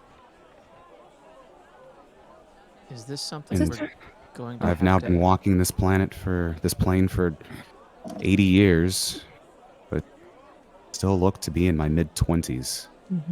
I don't even know how long I'll live. I don't know how long I have. It's quite the ride, but there's much unknown. Would Willard know? Truly, I'm not sure how much I affect you. I wanted to tell you sooner, but, well, once we got moved out of time, it became a bit less relevant. Right. It's not like we're gonna leave you behind. I wasn't entirely sure. Would Willard know? I'm not sure Willard would even have knowledge. He would have an idea. This is his magic, but as far as I know, no one has ever escaped him. This is the first time his magic is being used in such a way.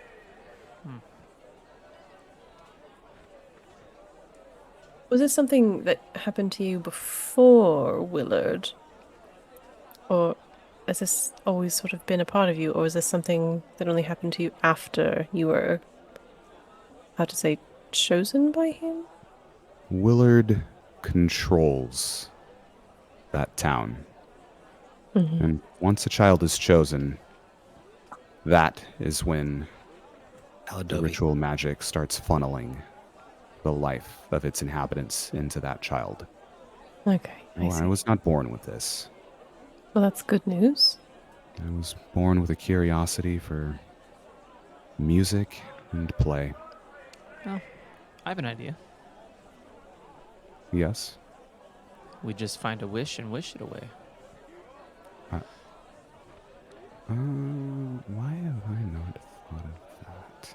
We've had Wish? stupider ideas. Yeah. Way stupider ideas. Have you ever- That's an idea. It might adversely affect you, though. If it's That's what's kind of keeping my you worry. alive. Yeah. I wonder if we take this away from you, if you will suddenly shrivel up and become an actual 82-year-old man, or what have. Well, Which is also, this like, is not great. quite the life anyway. But no. I would hope to be more specific in just stopping the draining ability or controlling the draining ability. Yeah. You know, I have another thought. As Sir Star takes one step towards the dark side. I fucking love the implication here. Continue. Have you Good. Give Ask- in. Not Good. sacrificing peasants yet. Good. have I've you just asked taken 1 year of your life away. Very nice. Have you asked your god if they might have any insight for you? And Talon just sort of says that with another. Do you like? You know what I'm saying? Got secrets? Know what I mean? Not at a time that I was ready. My God has set me upon the path needed to get there, though. That I know. Oh, well then, all in due time, my friend. Have you ever? I have. Again, I just worry for you. This is probably a silly question, but have you ever had a holy person try to like actively remove a curse of some kind on you? Oh, I have years ago. Yeah, I thought you probably Cost had. me greatly. But then again, and we asked Verona if they'd ever tried non-ruby gems in the city's, thing, and she said, "Huh, no, we've never thought of that." And she's like a middle-aged elf woman, so No, not at knows? all. I'm happy to hear your ideas. I hadn't thought of just wishing it away. yeah. yeah. Just go trying to think. capture a genie. Easier said than done. Yeah, I'm talking out my arse right now. But we know some powerful people right now, and I hope that if our plans continue, we will continue to know more powerful people as we try to do this absolutely batshit thing we're about to try to do. So it's possible that one of them will know somebody who knows somebody, etc., who could do this thing. If, of course, we don't find notes on the condition in Willard's workshop that can teach us something about it. I know that if we keep moving forward along this path, we'll get the answers we're looking for. Yeah, that makes sense. Many of our goals align I wish Zeus were and here. are interconnected. He could So ask do I. Venesmere about it, Oh yeah. like we were doing with all that on our way to the temple. That would be great. But I think we And have it's to go Zeus. somewhere to find Zeus again. I think so. I have this weird feeling he'll turn up somewhere. Zeus didn't want us to know this time period's Zeus. No, he didn't. But him coming back was sort of integral to our plan of getting an agent on the inside in Nocturna. So, with that scroll that I have. Well, my ears must be burning. And the little box. Yeah. I have to Wow. actually do some work on that, which I don't know if I can do anymore. It's not done. So as you're talking, an individual in a mask sits next to you. Does this say Tekken? Miss me? And sitting down next to you, which I had planned before you brought his name up, is Zeus. Holy I was about to crap. introduce him, and then you bring him up. I was like, this seems like a good a time as any. Talk about serendipity. Well, there you are. What happened to you? Where you been, old man? Yeah. Burke Well- gives him a good head pat or two. Burke kind of squeezes your arm, Burke. Well, I jumped into the river with you and jumped out about 10 minutes ago. Went looking around, didn't see any of you, and went to get a bite to eat, and there you are. So when Yeah. did you get here? 2.5 days ago. Eh. Oh, actually, that's not true. Like 6.5 days ago, but 4 of those days were spent in a time bubble, so. Oh yeah. She made me miss my birthday, I realized. I'm actually a little salty about that. Sorry, who? What? Longest story. I'm glad that you made it. I was worried when you were attached to us, and then suddenly you weren't on the other side of the portal with us. Yes, well, I can't, I must say, it's, you can't really say it, but to be expected when you break all the laws of time and space. But we made it. Did you see? I wondered if Venesmere had pulled you aside, so to speak. How many lives did you live in the river? Yeah.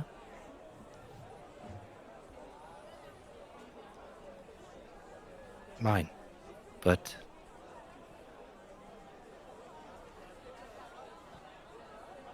We'll have I to didn't get you a wanna cat then. no, it was lovely. The years that I didn't get, I got to try. And I may have lingered. That's great, buddy. I'm glad that you got that chance. Well, you'll be safe here, I think. There are other elves about. None. Or did we see? Yeah, we saw drow, right? Yeah. We've seen a couple drow. There's Yeah, a drought. one that Yeah. actually kind of looks One, is I believe like you. yeah. If you don't want to wear the mask, I don't think you have to. It makes me feel more comfortable. That's all right. It's boring here. Fair warning. Oh, thank God. I could There's use a little gardens, boring. though. Lots of gardens. Beautiful gardens. Mm-hmm. They're nice to stare up at the night sky at with someone. And deadly topiaries. Which At are least one bushes. deadly topiary, that's true. What? So, Deadly? what? That wasn't deadly. No, not at the time. Could have been. We're very proficient. Oh. Huh. Huh. Glad to see everyone's doing well. You look as rested as I feel. So, that's good. Yeah. We'll make sure to introduce you to Mayor Podry and let him know that you're with us. So we have some rooms and things in the here upstairs that you're welcome to. Oh, did the vampire make it? Oh, It sorry. did. I mean, did the Well, shit. yeah. He kind of looks around. Rogers, he did make it. He's sleeping. We've been through a lot. We'll have to catch you up in a bit. We're look forward actually to it. gonna go play with some kids today. Yeah, if you wanted to come. I don't think there's anything I'd like more. Yeah. Come, we're gonna spend the morning with some chillins. Well, let me finish eating, and I'd love that. Thank you.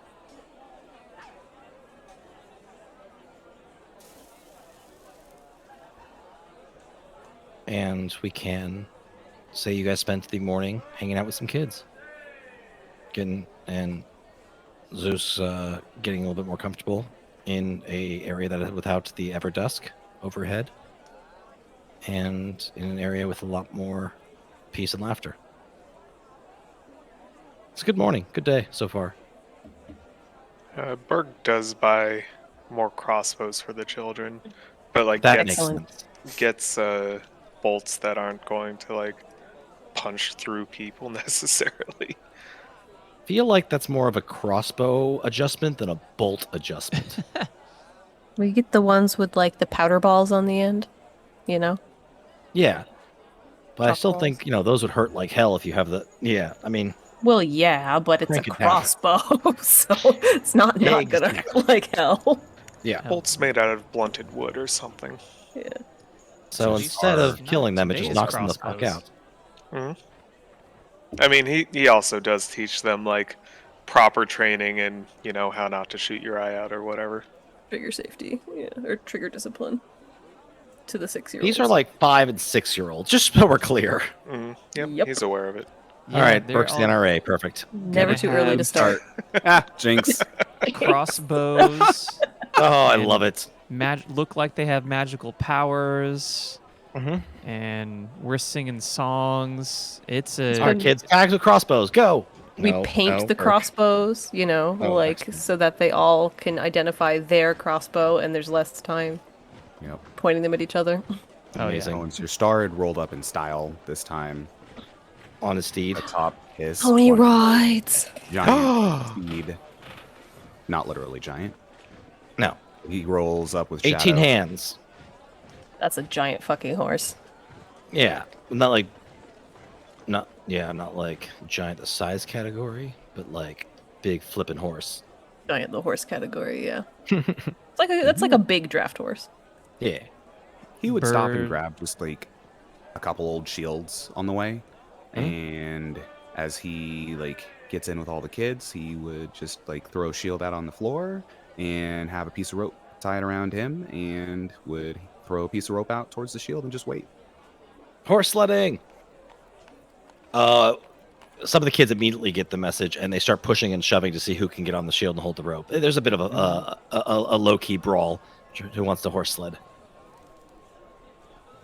The kid with the crossbow wins. Oh, How I many of them hate have this. crossbows? All of them. All of them have crossbows. There were Oh, we're great role models. Were there 6 of them? I forget. There was 5. 5. Okay.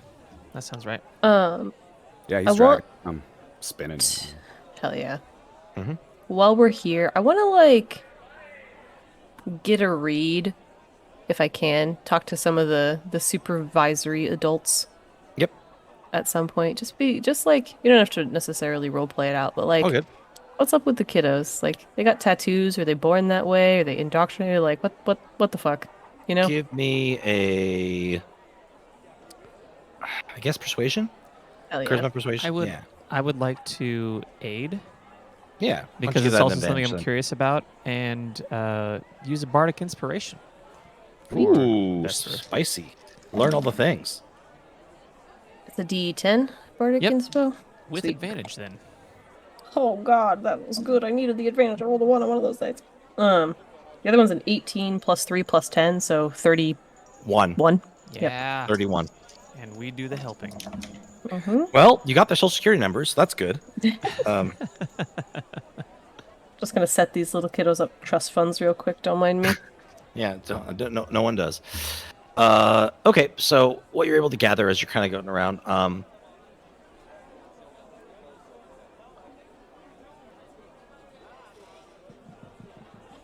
these kids are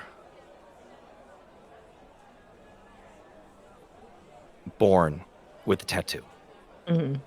And it is a calling that happens to different people in Rosebark. If you're born here, you're lived within these walls. You're surrounded by this magic, this presence. The city wants a shepherd and seeks one out in the people who are born here. And so there is a chance that if your connection to that type of magic is strong, you will be born as a potential heart keeper. And those that are brought here. It is not something that is easy to care for. There is a lot of stresses that go along with doing what Verona and her apprentices and those that come before and those that will hopefully come after have to go through. So while some of them do still live at home with their parents, it's difficult for someone that does not have the calling to care for these kids. Mm-hmm. Come on, Brain. What was that follow-up question? So Verona's like the head heart keeper, and then she has a squad of like underkeepers. Yeah, she's the heart keeper. There are Yeah. those who have either that are training to replace her, or those that have washed out. Mm-hmm. And Not useless, but not fit for the job. exactly right. Yeah. Okay. Yeah, like with your 31, I can give you a little more about like the politics of that without having to do a bunch of RP directly. Short answer is, if you don't think you're going to be a good fit, you wash out early so you can stay as functional as possible.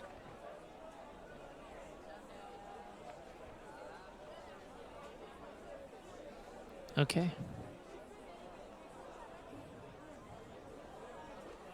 Yeah, that's pretty much all I wanted to know for the Oh, good.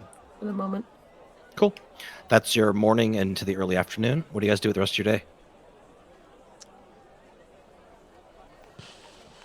Take Zeus to lunch, catch him Yeah. up on what the fuck happened. Perfect. Let him tell us about his 9-side adventures. Yeah. He had a bit of a honeymoon with a flame he never got to fully ignite. He got to live that life, and he stayed for a while, reveling in those times. God, he did the stupid Captain America endgame thing. All right, I love it. I It was stupid for Cap, not stupid for Zeus. Let me be very clear. I will totally impart Thanks. the many lives we lived to Zeus. Like the one His in was few people who I think would actually understand, other Yeah. than those of us who went through it. Of like, sure. this is the journey that we went on, Mhm. and not recounting them like their memories, like they really happened. These are Sure. real things, real people. We're all different in these ways. Zeus tells you about anniversaries and dates and children. Yeah. Well, congratulations. What he for, hopes to be his final reward someday. Cheers to you, friend. And to you, Prince. He kind of chuckles, raises a drink. Time cops. There are time cops. Right. Yeah. Right. You said something about cops. Time Is there a problem? cops, I presume, still less. A god does not answer to a time cop, is what I'll say to that, I think. I'd hope. Yeah. If the time cops have control of a god of time, we have a really different problem on our hands, I think.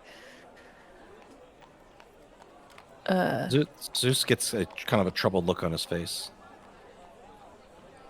It's mostly a joke. Wait, I don't actually think that organization has much to do with Venesmere. are They didn't seem to recognize the name when I said it to them anyway. do you feel your god's presence here?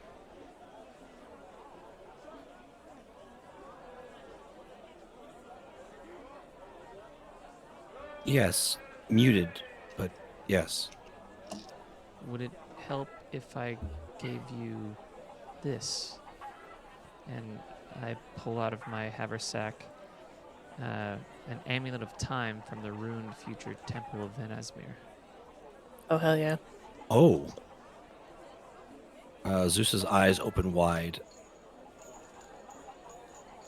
and he clutches the object. And doesn't say anything to you. Just stares in it, and for a long time. That is all yours, friend. I felt He doesn't I take his grabbed it eyes, for a stare reason. his eyes away from it, but he does put a hand on your shoulder and give you a squeeze. You can see a tear falling from his eyes. Thank you. Of course.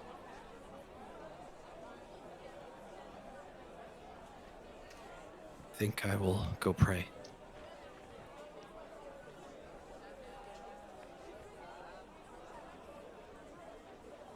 Say hi to Ryan for me.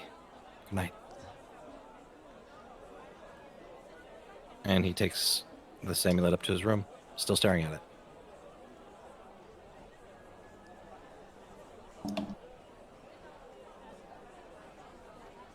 Cool. So when Zeus, you say Zeus's room.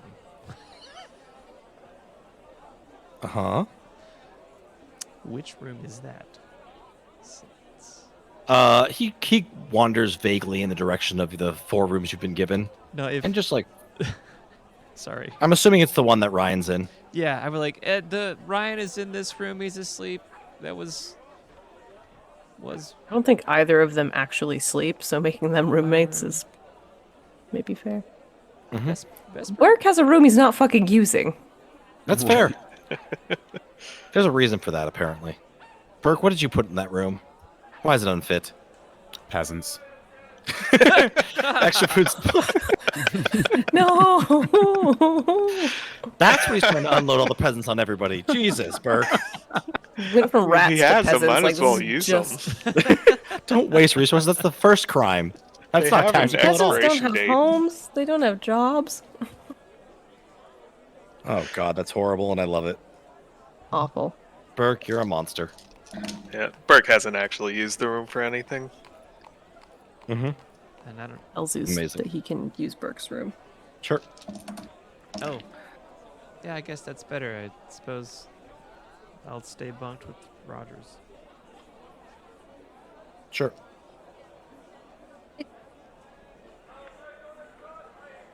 You don't have to. If you don't want to.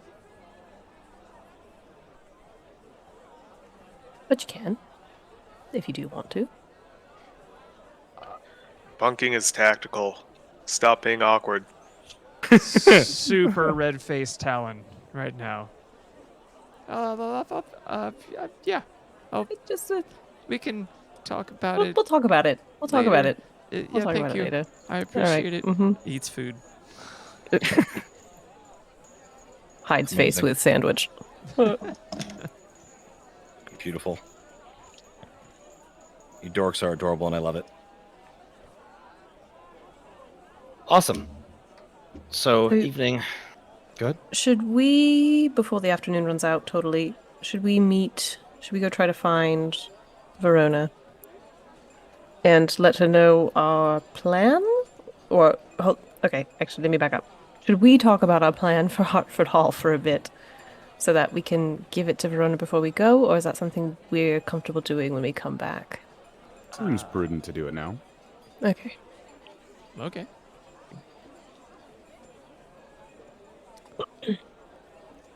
So Maybe we should go upstairs so that we don't, the chance of overhearing is slightly less sure.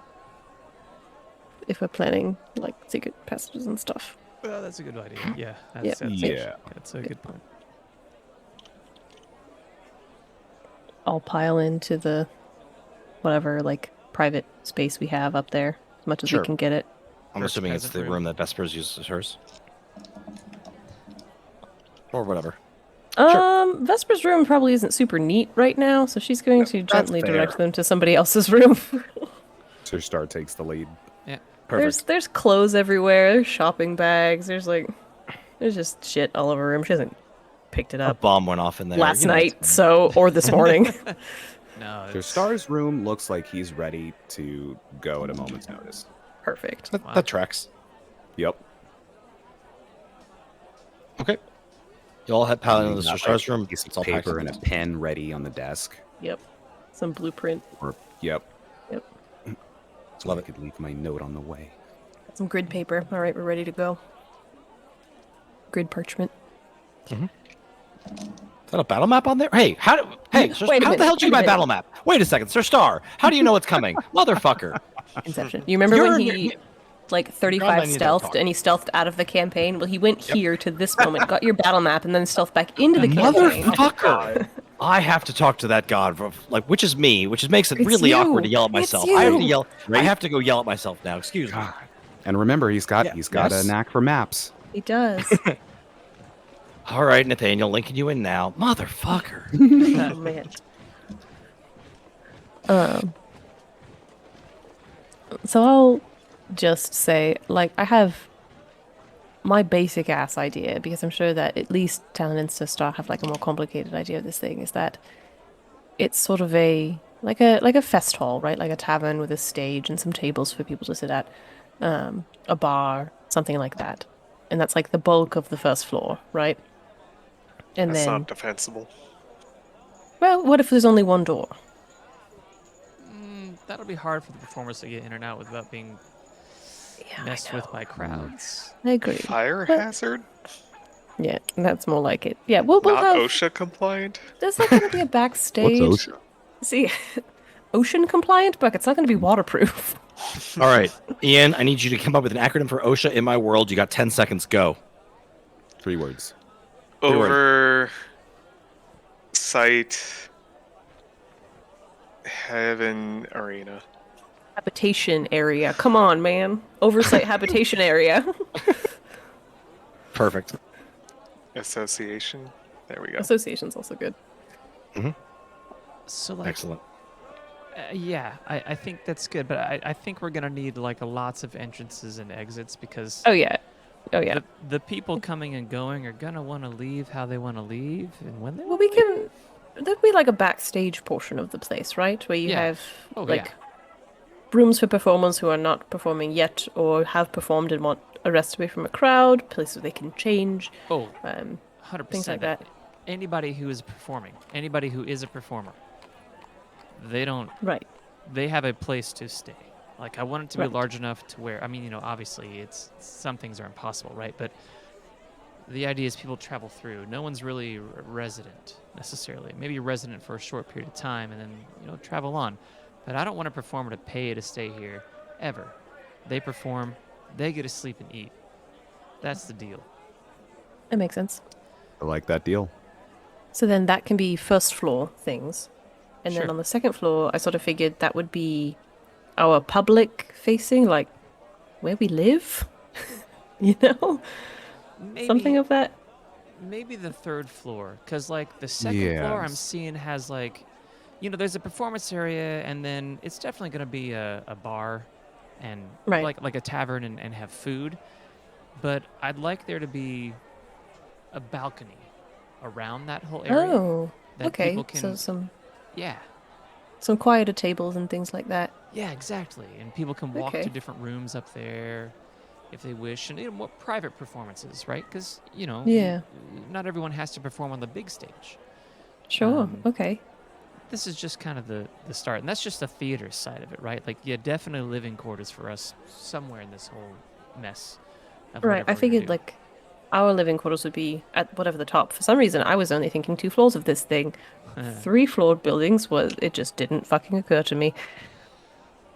Oh, mean I it- thought we would have multiple floors. We're just moving in the opposite direction of what I thought. Oh, Yeah. Well, I sublevels, sort of. huh? I haven't gotten to that yet. So like our secret levels would be underground, right? You'd have some, pull a book out of the bookcase and the wall slides aside kind of thing. Yeah. Secret door, and that would lead downstairs to our like Black Dove's headquarters area. Yes. And we want that to be separate from the necessary underdoor stuff that you're gonna need for a stage. Right, like basically. your food storage, your wine cellar, Yeah, your yeah. where the orchestra pit goes, where the whatever it needs to Oh, be. orchestra I'm pit. saying. Okay, Well, yeah. I mean, it may not be quite an orchestra pit, but you know what I mean. No. Like where Maybe it is though. someone can come up from under the stage and pop up on Right. stage and do impressive things. You're little thinking things trapdoor separate sort from of that. scenarios. Okay. Yeah, yeah. Okay.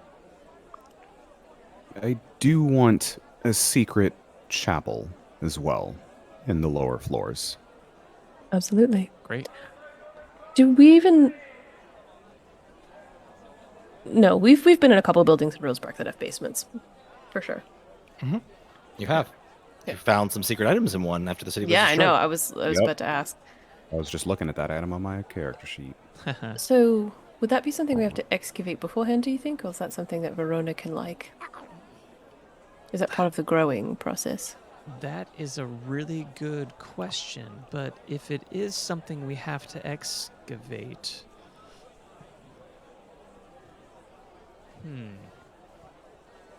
that's a That's a very good question. My thoughts on that are twofold.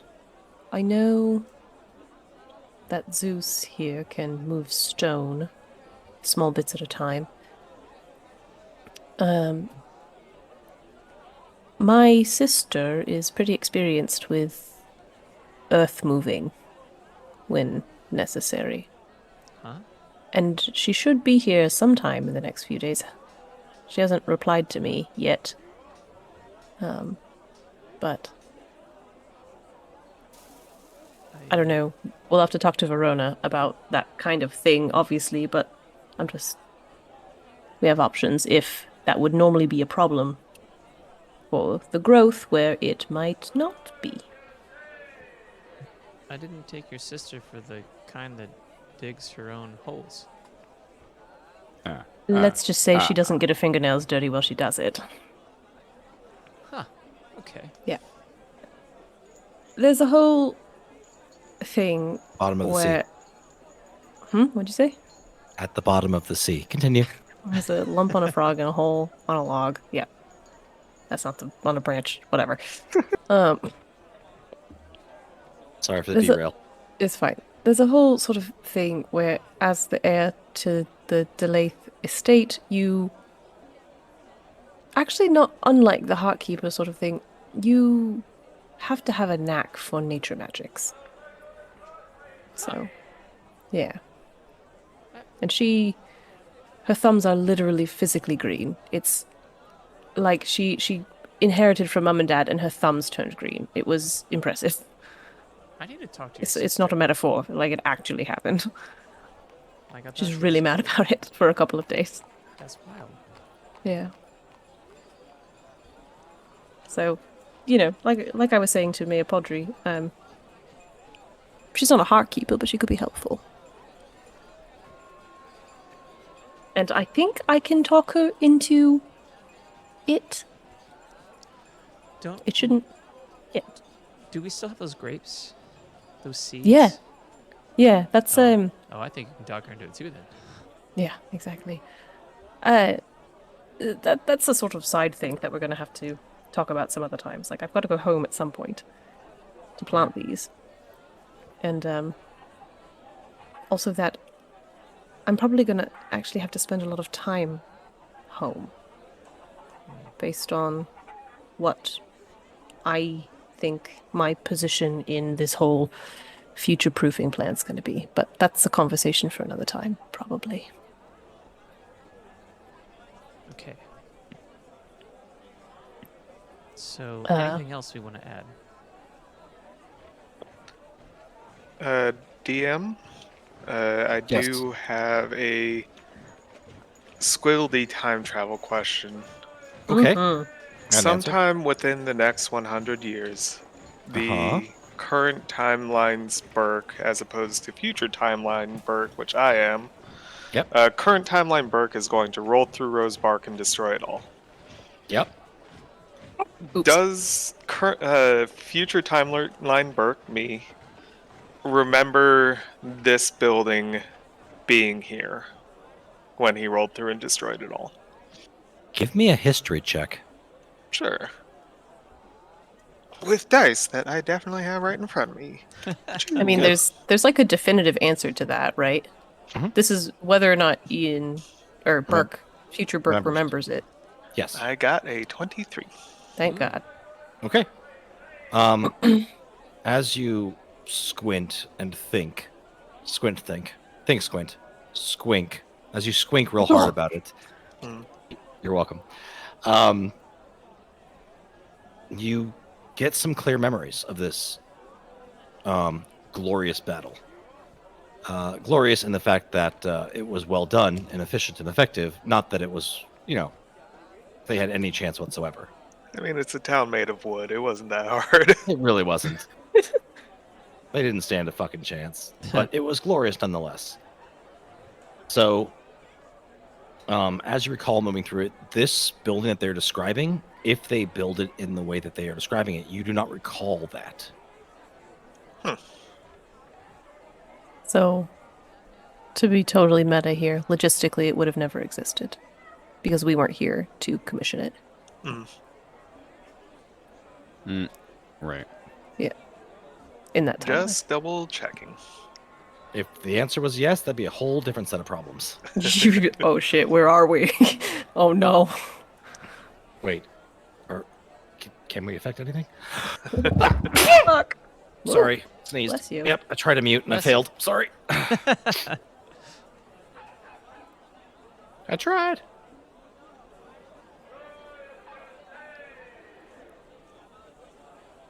I think I'd like to put this place kind of close to Treetop Inn.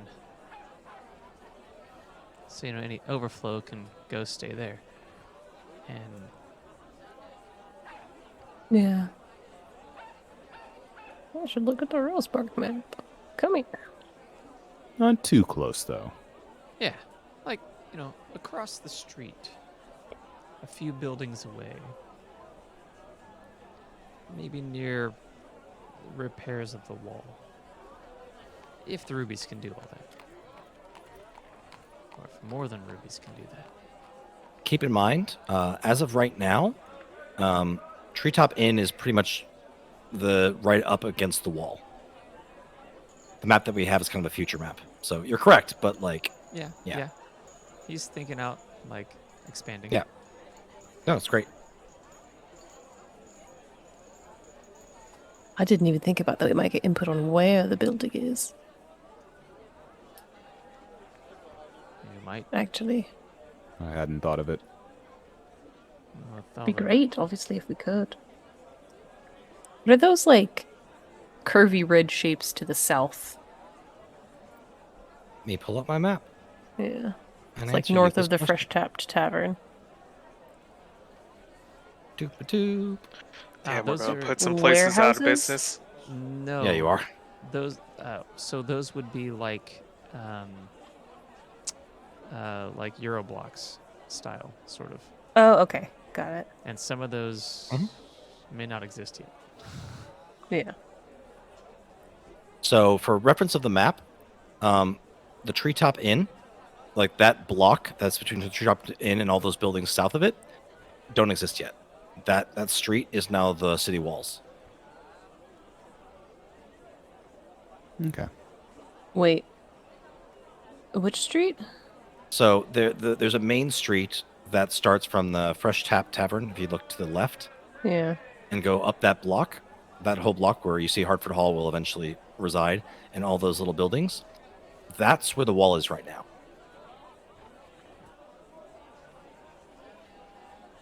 So, yeah, the city will expand in order to accommodate. The whole city is going to grow. Not Yeah, just I'm still confused, but it's not important. I'll figure it out later. Yeah, all good. Yeah, that's my hope with the rubies and potentially the gems is we can kind of Mhm. grow Rosebark in general. Make it more tactical, points at Burke, and more spirited.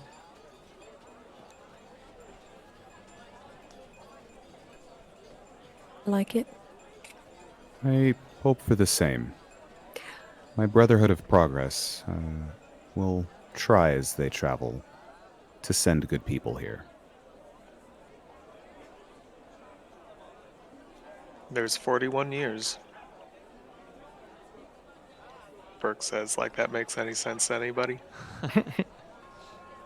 41 years for what? Oh, shit, 3 words.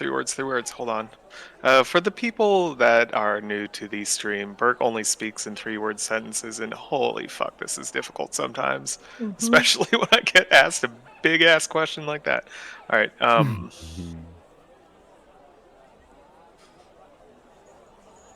until the fall. Until Rosebark burns.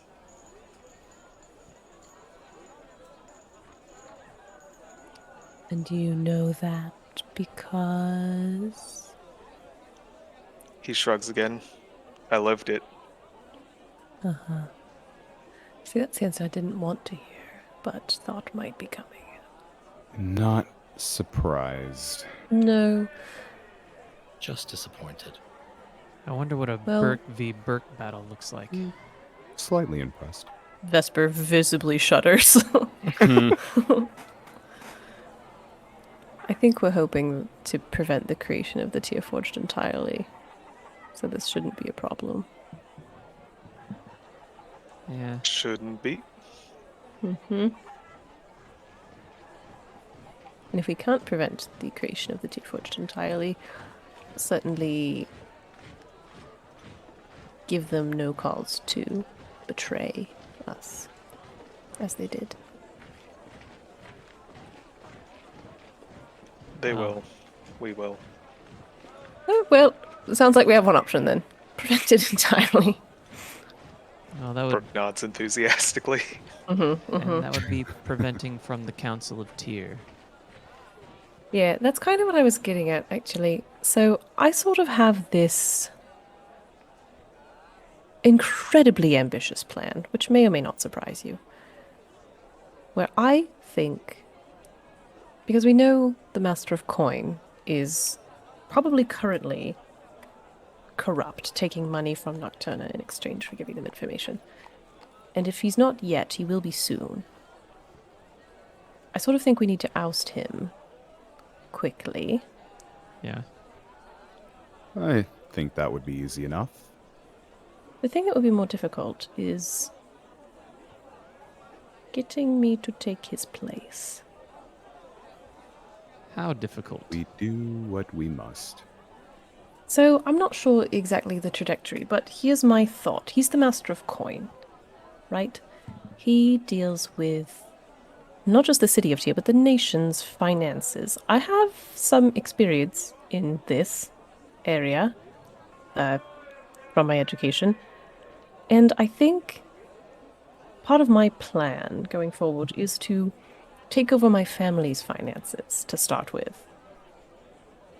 Become their accountant, their manager of sorts, while my sister focuses on the actual growing and the face of the business.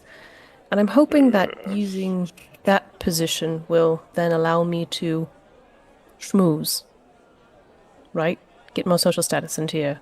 Hopefully remove whatever fey fucking curses on my family by starting deliveries of wine to them again and getting our name a little more positive attention. And, you know, just politically worming my way in. The problem being, I don't have that experience right now.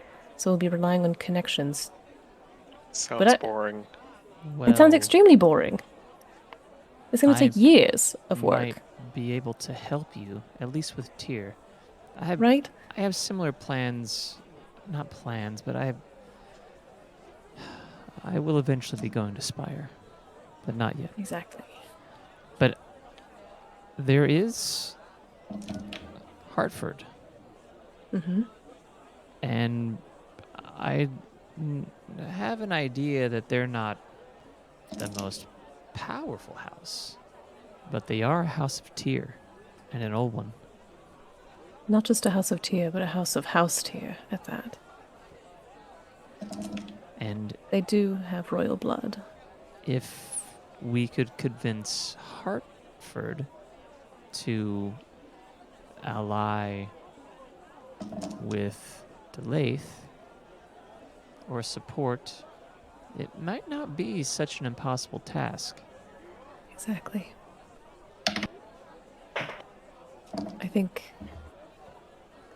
I think we have a window to do this. Political machinations. I think it will take time, obviously. I need to prove that this is a job that I can actually do and get enough credit under my belt for them to reasonably support me. But that's why I was sort of saying I'm going to be spending a lot of time back home, my family's estates, and then in Tyr. But then we'll have connections to be able to communicate back and forth with our various operations from both cities. Because we'd need a foothold there anyway. And this doesn't have to be immediate, but within the next few months, I think I should be home again, starting this, if we think it's the right thing to do. Then we need to meet with Lord Hartford. We need to meet with Lord Hartford, we need to take care of Willard, and we need to find Kestrel. Those are our big things that we need to do before I want to settle down and start working on a long-term plan. Well, and Very what big. Sir Star has brought to us. Yes, of course. I lumped that in with the Willard thing, and I really shouldn't have. I apologize. So, it's okay. I understand. Sounds like we I kind of have hope- a plan. To be able to think more about what I would do once I'm free of him. Right?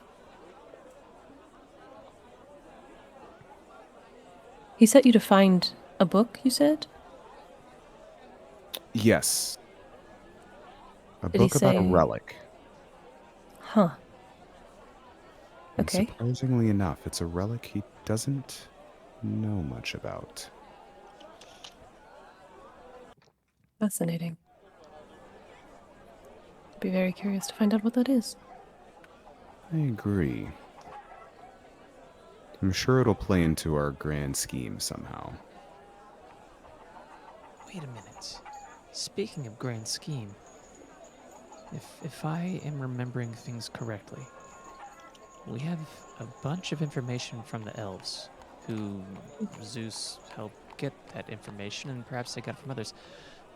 But they definitely got information from, and he kind of looks at Sir Star, then realizes we're not in, public anymore. He goes like, oh, from the Silent Note. They were working together over some period of time. The elves and they. Maybe Okay. after we clear up, deal with Willard, would you mind joining me going to Spire? I was about to suggest the same. Huh. We'll find more of my comrades there, more of my brothers. And I was hoping to accompany you there. Sounds like we kind of have a plan, friends. So, Oh, wait. Actually, there is one other important thing that I almost forgot about. There's more god work at play. We can't forget about Lolth. Or wait, what do we call her in this world, player asks? Chore, I believe, is what I've Seor. renamed her. Seor. Seor. Yep. Thank Seor. you. Seor. Thank you. Write that down. You're good. Cior, Seor. Thank you. Oh, Seor. I didn't think Loth was copywritten. You might Seor not be. is but- killing the other gods, or scheming to, Yeah. Huh. gaining power in the process.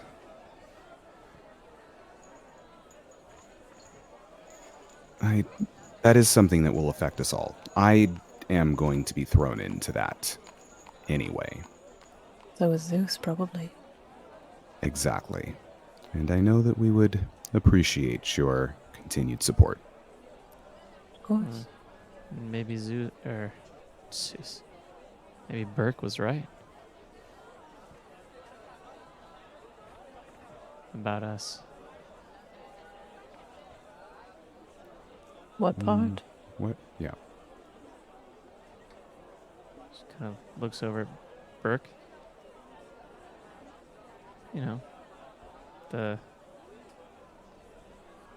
Done this before, Dracul, friends. I looked Oh. into your mind.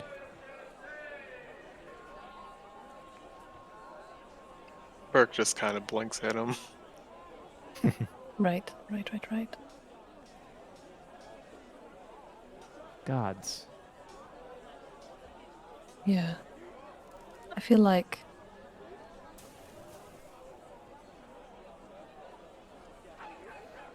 stopping Nocturna's hostile takeover, because Seo made an alliance with Nocturna of some sort, will at least slow her roll, if you catch my meaning.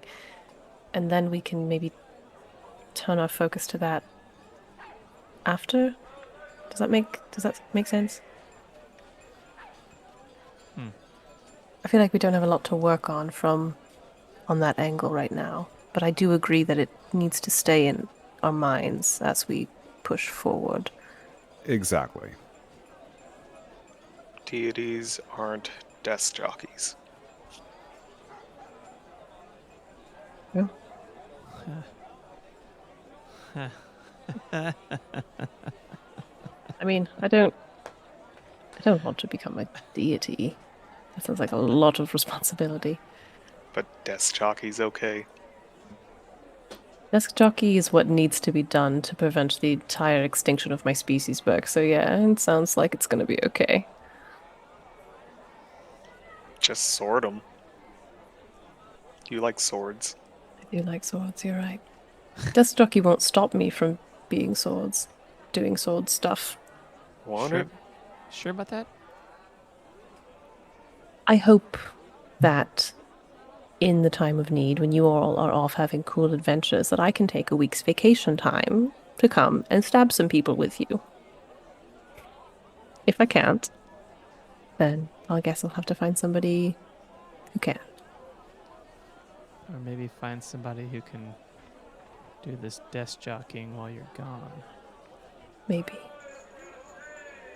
Just because if this plan works and I am able to become Tia's Master of Coin, it doesn't mean I have to keep that position if we can find somebody we trust to replace me once the hard work is done. Yeah. But I am willing to do the hard work, if that's what it takes. Burke is shaking his head. Not all of preventing a war is swords and glory. Some of it is literal paper pushing And politics. and politics. I'm excellent at politics, and I like to think that I know a thing or two about paper. Then I leave it to you. Yeah.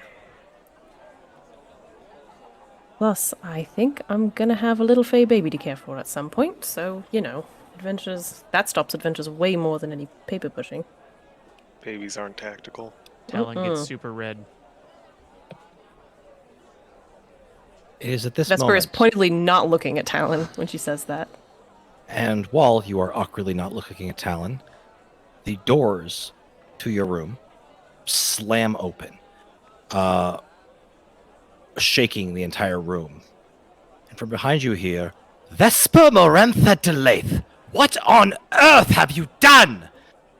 And we are going to end session here. Nice. That's my sister, everybody. She was so lovely in Tier. Yeah, well, I didn't piss her off in tears.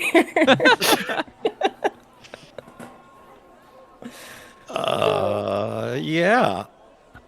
How did she get in here? It's not important. Nobody tells that woman no.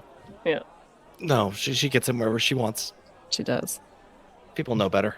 She's the schmoozier, hotter version of Vesper. Figure Wow. that one out. No. Yeah. With a lot more personal power. Yep. Yep, that's a thing. So yeah, hope you guys had fun, both players and anybody who stuck around to listen for us. We will be back in 2 weeks. That will bring us to Math is Hard, the 20th of February. Thank you so much, Mortals and Monsters, for joining us tonight, and we can't wait to see you next time. Once again, of course, if you liked, just give us a like, follow, or any of the good stuff, because that totally helps. Appreciate you all. Love you so much, and we'll see you next time. Bye. Bye-bye. Bye. Bye now. Bye. Stay tuned for a movie. Bye-bye. Bye-bye. Bye-bye.